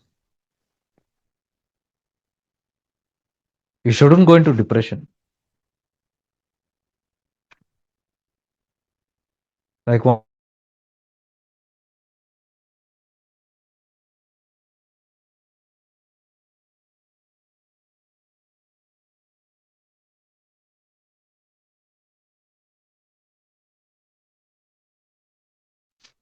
Do you want to be interested in the world? Is what you're saying? This is a stupid question. You go to Ramana, who's telling you the world is false, and then you sit with him, you do all those practices, or whatever you have been doing, and then you say, I'm losing my interest in the world. Then what is that you want? You want to listen to the deep teachings of Jesus Christ, let the dead bury the dead, and you are not ready to even miss the idea of somebody being dead in your mind. That scares you to the core. In physical reality, somebody has not mind, but even in the just in the dream, somebody has died, you can't take it. And you say, I'm ready to read the teachings of Jesus Christ. I'm not ready yet. That's what I'm trying to say. In the retreat, I have asked these questions. Do you want to go? It's very ruthless kind of teachings. You say, we are ready, we are ready, we are ready. And later, some people only frowned. During the session only, I can see their faces frown and unacceptability, acceptability, uncomfortableness, uneasiness. I'm saying they are not ready for that. So first we have to be crystal clear on what do we want from this life. What are we looking forward to? I do not know what I want, and I'm just going without the steering anywhere. I've sat in a car and no steering, and my vehicle is going anywhere. Where are you going? I don't know where I'm going. I have to do something, so I'm doing something. Then if you do not know where you're going, how can you complain? I'm not there. Where? Where you're not there? When you don't know where you're going, where can you say I'm not there yet? Where is that? If you knew that, you will never say that. You're lost because you do not have clarity of what you really want to do with your life. Either you enjoy your life, fulfill it here, relish it here, and be free, or later stages, be fed up with this repeated so-called freedom you're saying, which is not actually freedom. Many lifetimes you've done it again and again, not been able to free yourself. And finally you say, I'm bored with this game. Repeated same old drama.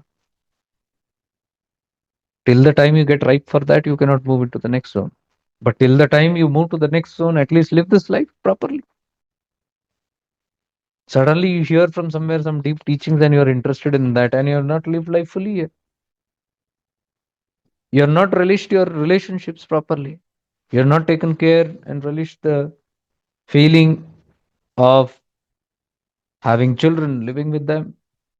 You have built a house, but you have never been present in your own house to relish the flavors of your own house, which you did so much, itna mehnat kiya, whole lifetime wasted. And you brought a house, bought a costly car, built up everything, built up good business and careers, built up a family, but you don't have time to sit there and relish it.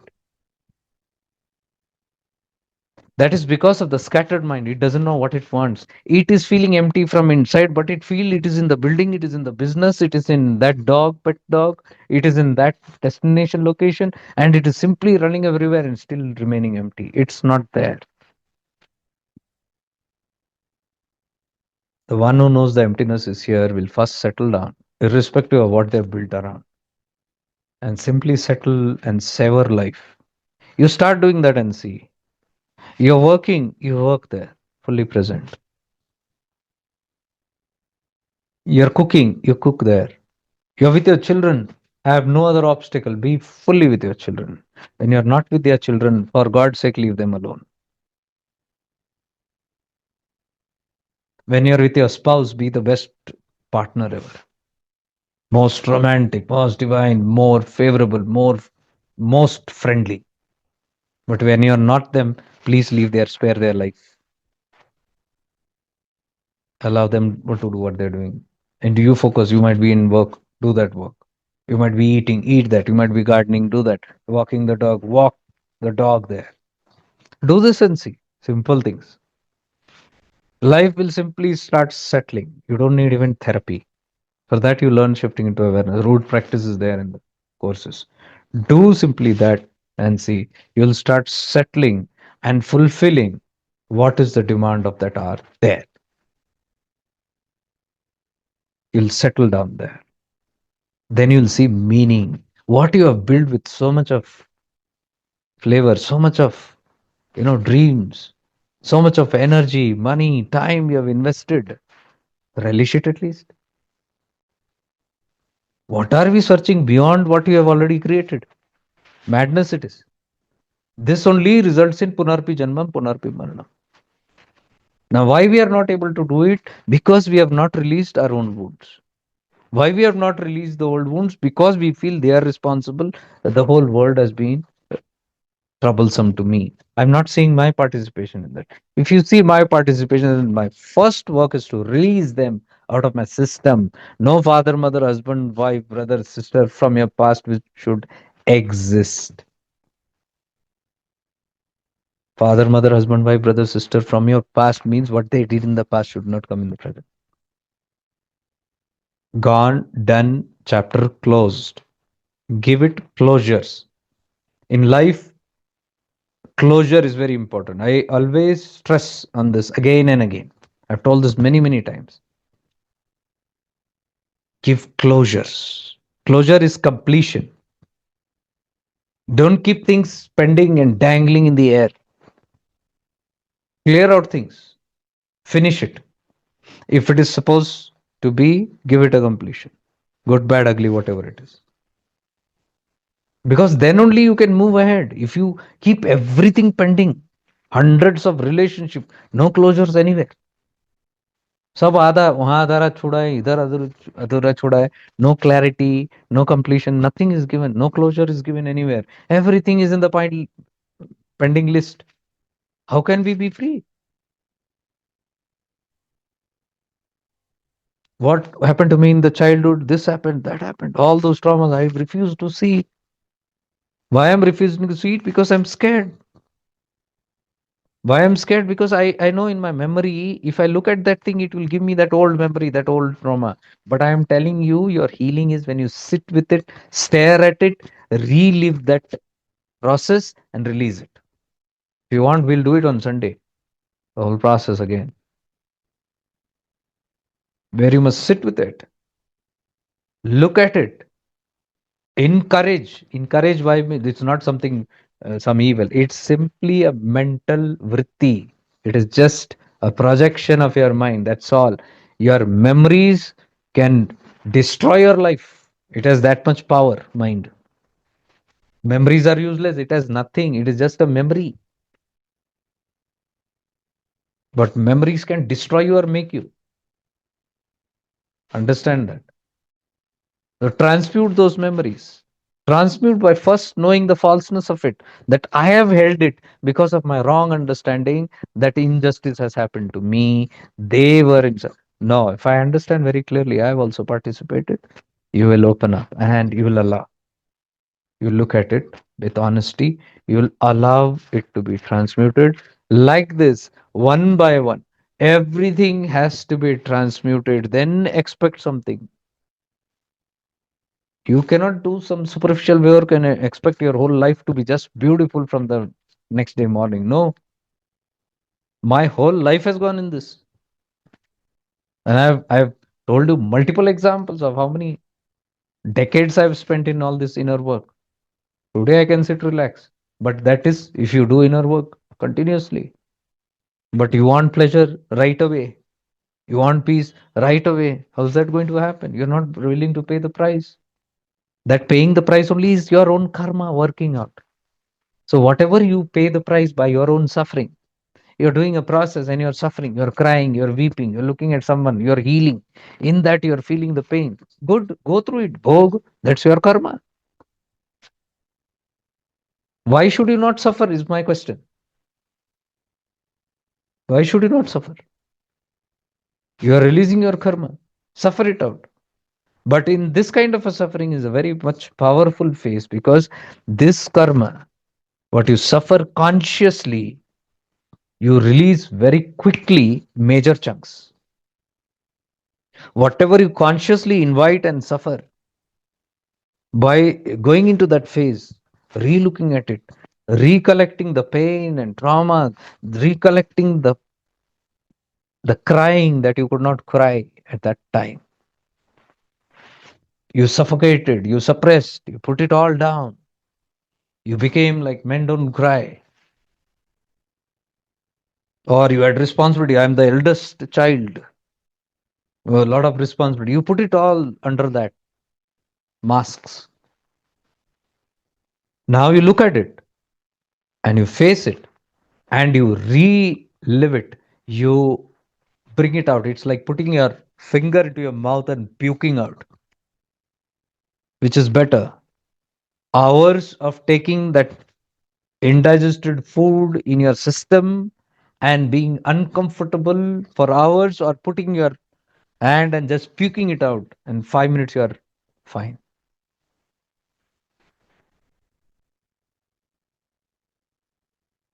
That is the process of transmuting, and that might take a while.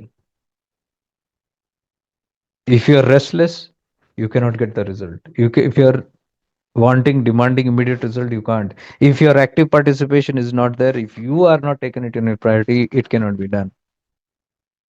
That's how karma acts. Because whatever we try to postpone or neglect, that is the power of karma. It makes us suffer more.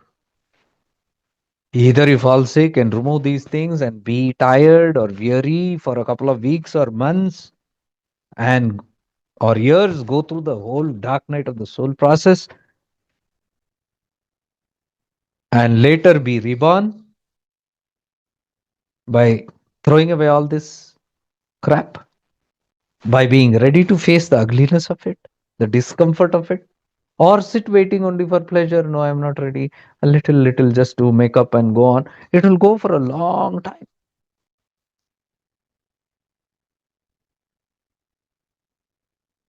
So I've given examples, many examples from my own life where I've been through all these intense processes, intense fears, intense negativities, intense passions, intense angers and irritations. And instead of saying it is not right and putting it away, I chose to be through it. I chose to be ugly in front of the world. I don't care. Somebody might call me very irritated. Somebody might call me arrogant. Somebody might call me this way, that way. I don't care about the world because I don't care in that mask. What is important to me is my process, which is a personalized process. Only I can understand myself. I don't expect the world to understand me. That is the first mistake we make. Why should the world understand you? Who are you? Why should anybody understand you?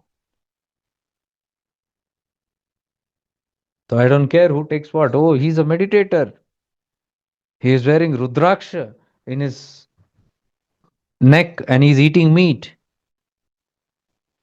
Oh, he is meditating, but he's still angry.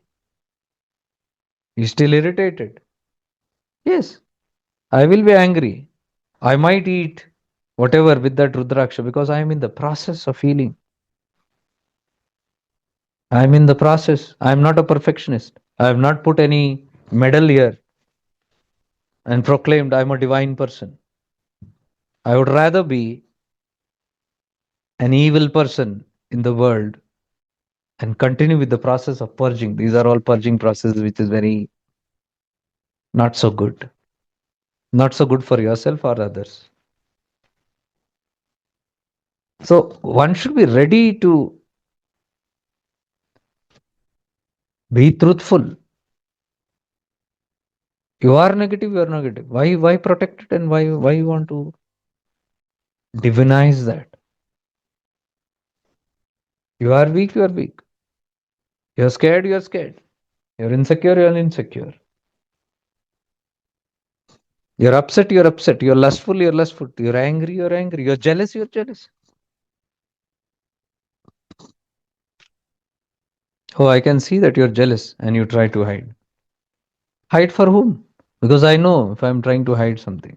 You don't have to show it to the world, but if it is seen by anybody, you don't have to shy away either because you have nothing to prove to anybody in this world. You have nothing to prove to your paths, to your teachers, to your gods. We are sitting here to prove to gods also. Oh, God will be upset with me. As though God has no other work to be upset with you.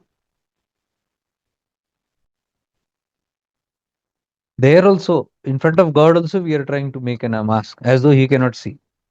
So we should be completely aware of this whole process. Today's whole session is a precious session. I think Sunday we will do it because then again I'm busy for another 2 weeks. I'm not there. We have the retreats and all that. After that, we are supposed to do the who am I. I don't think we are ready for who am I. Last time I said Apo Deepo Bhava. Only those who do Apo Deepo Bhava will get who am I. That's for sure. Only those who have done Apo Deepo Bhava will be entitled to the who am I process. But still, who did who am I, this Apodipa Bhava also, I don't think we have still got it. What is Apodipa Bhava? Until I can fully be standing and looking at my own light, my inner Viveka, my inner Guru, I cannot understand who am I.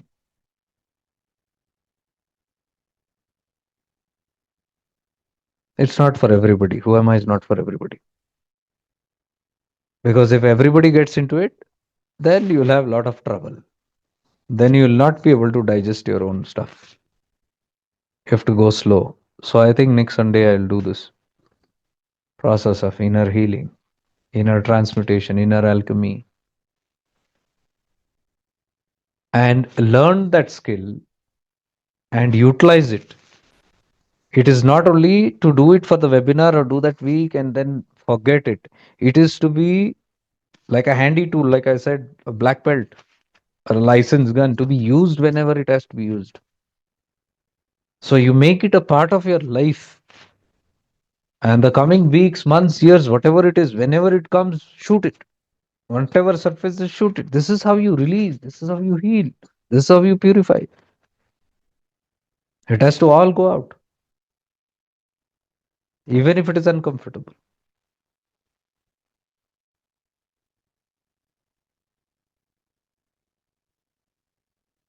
So I think I'll make this session, today's session, as a preparatory for that. Those who want to go through that, those who want to, may do it. And look into every nook and corner, every part of you that is still not healed. Be authentic, be sincere, be honest, and be focused on those areas which is still not healed, your past. Don't pretend. Your past clearly shows up in your present, even if you pretend.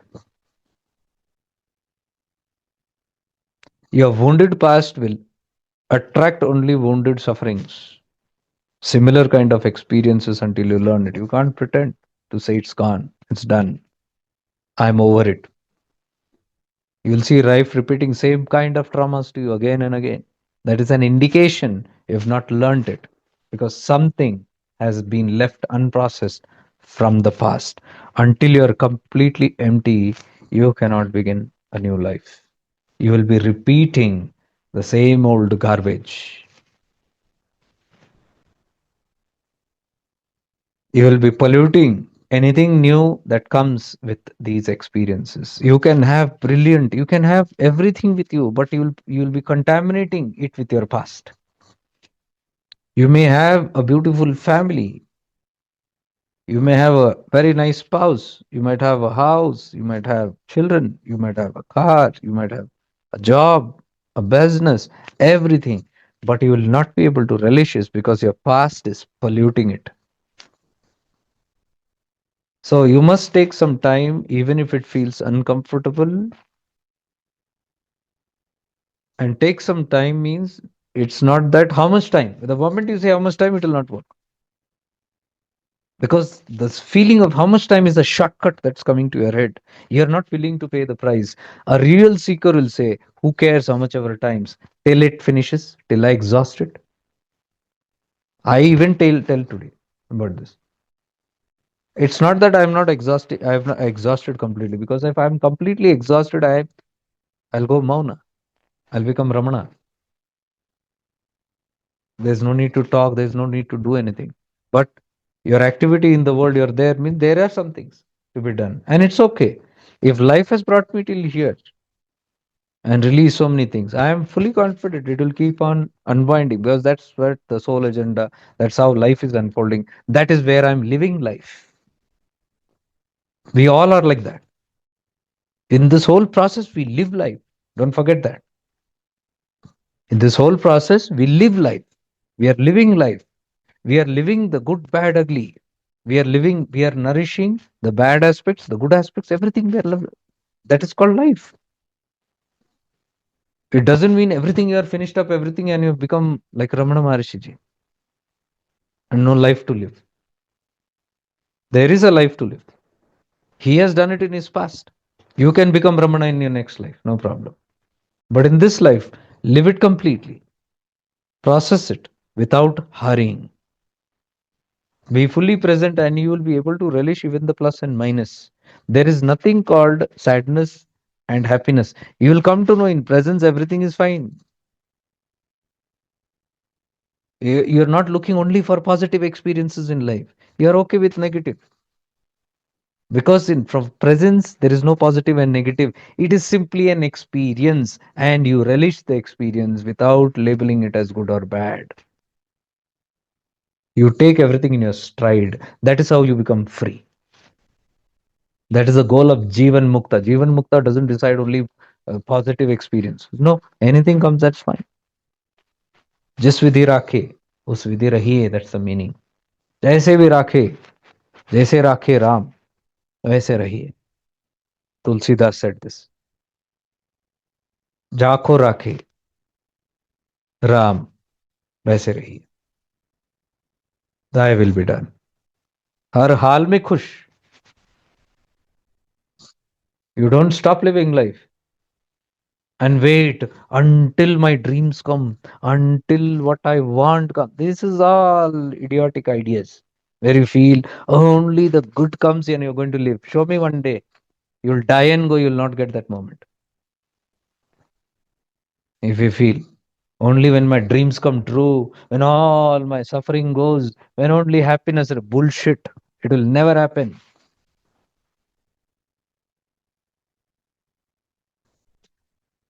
If you don't trust me, experiment and check. That day will never come. But that day can come where you are unaffected by that and this, where you stop brooding and crying, ये नहीं है, वो नहीं है, ऐसा नहीं हुआ, वैसा नहीं हुआ, बचकानी हरकत, रोना धोना बंद. And you're okay with this also, you're okay with that also. Your presence is not affected.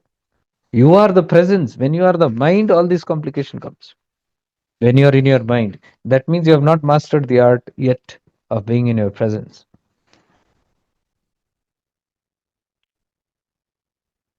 In your presence, when you live, you are simply aware of the world as a reflection. Whatever is incomplete here will 100% show. That is the deeper. This cannot be done by the seekers who have not mastered basic awareness of their body and mind. It cannot be done. Forget it that you will see reflection. होगा ही नहीं, ये नया concept बनेगा. You'll not be able to do it. But I'm telling those who have gone to that end, there are a couple of you, 5, 6 of you here, I know, who have gone to that end. To them, I'm telling, there you will be simply able to see everything outside and immediately able to recognize this is my incompletion. The final points of where you're saying what is missing in me, which I need to fine tune, you'll see it appearing from outside, and what your reaction is outside, that is where a part of you is having that wound. Whatever you're reacting outside, you will know that is me. And immediately you will get the clarity which cannot be seen. This is that unconscious zone. What I'm telling you, that vibration that comes, you can't see it, you can't understand where is this feeling coming from, where is this idea coming from. That is for that state, that stage when you have gone beyond it, and just by deep observation you can know what is lacking in you, and that is how you heal your unconscious. But that I will not complicate right now, because then we will try to chase that and topple and fall. It has to go step by step. First, by healing your conscious mind. Second, by healing your subconscious mind. Unconscious बाद में देखेंगे. Unconscious में कोशिश मत करो, हजम नहीं कर पाओगे. First, what is consciously floating in your mind, heal that first. Subconsciously means which needs little attention. Maybe your past decade or your childhood or your teenage or things that happened, that all has to be cleared. Conscious and subconscious. When these two zones are clear, the unconscious, whatever rises, you'll be able to see. Because you have healed these aspects without pretension, now you can look into the world and see the reflection of your own unconscious manifesting out there, and simply then heal it.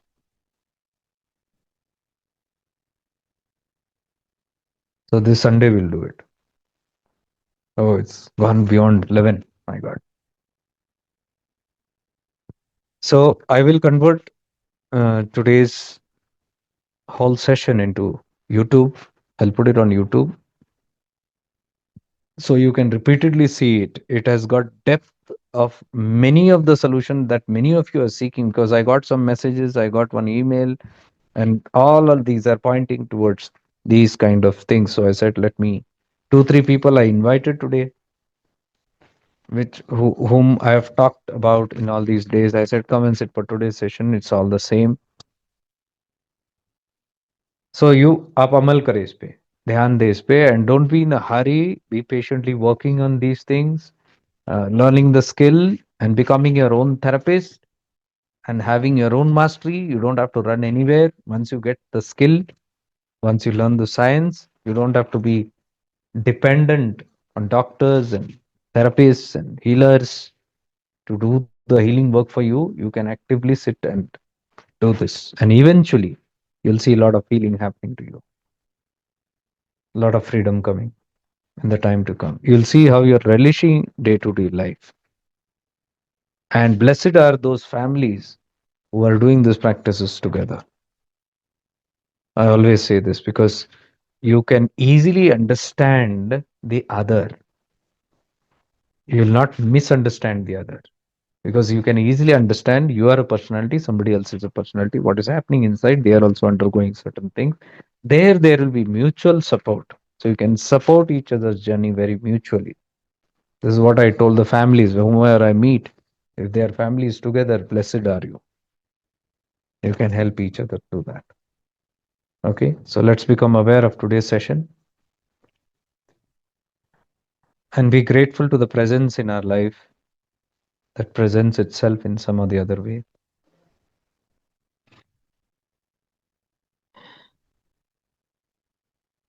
This deep unconscious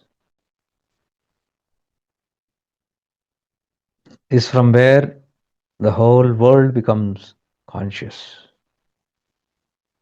Today, what we learned is about ourselves, but collectively, you put it, it is a collective conscious.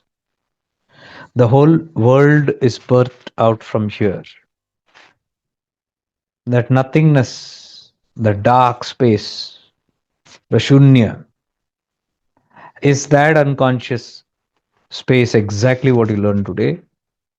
Collectively, that is how it lies. That is why Brahma, Vishnu, Mahesh creates again and again. The whole Srishti births itself out again and then goes back in again. Just like you coming out in the morning and going to sleep at night. But in your sleep, it is dark, shunya. But in that shunya, these things are lying there, unmanifested. That is why it is known as the unmanifest Brahman, unmanifest Shiva. But eventually, it manifests outside. So this connects to even the larger microcosm. But observe carefully. Today, whatever we are learning also comes from the unconscious. This wisdom also is hidden in the unconscious, the unmanifest wisdom. When you tap into your depth, all those who have done Apo Deepa Bhava will understand what I'm saying. That space which we discussed.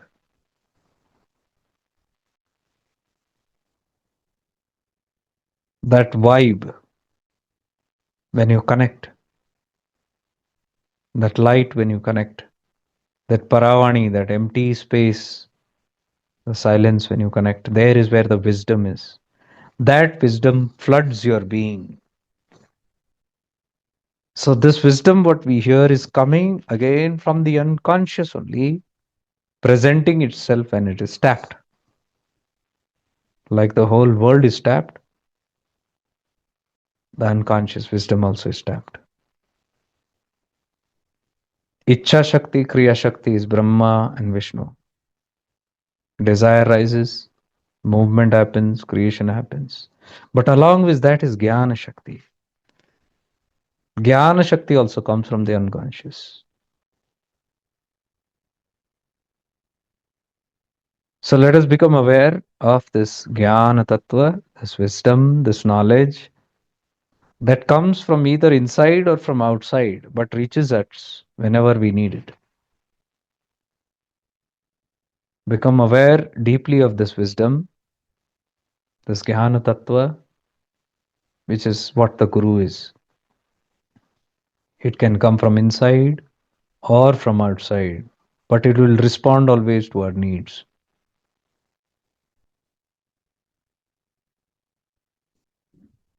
Become one with it.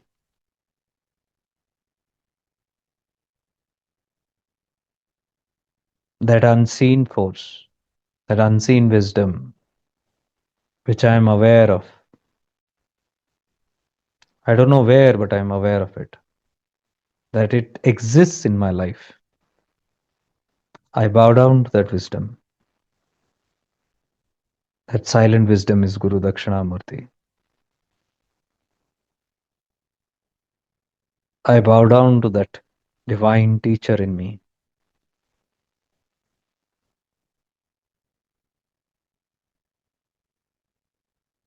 I bow down to the Gyan Shakti.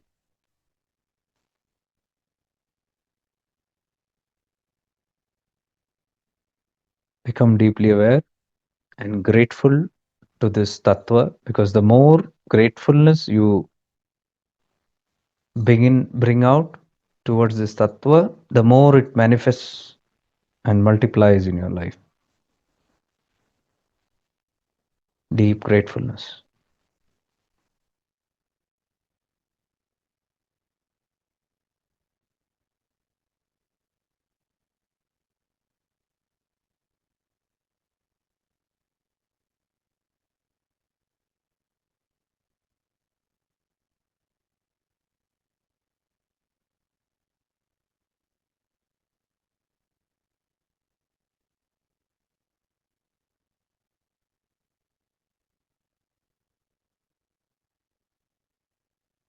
Become aware of this light of wisdom which internally guides us and internally protects us.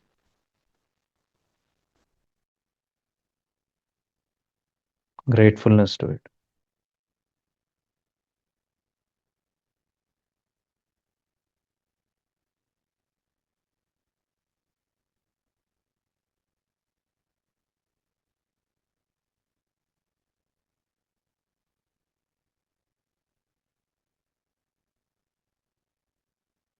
Om Purnamada Purnamidam Purnat Purnamudayachyate Purnasya Purnamadaya Purnamevavashishyate. Om Shanti Shanti Shanti.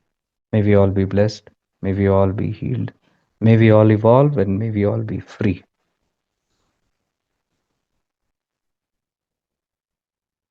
Stay blessed. Bye.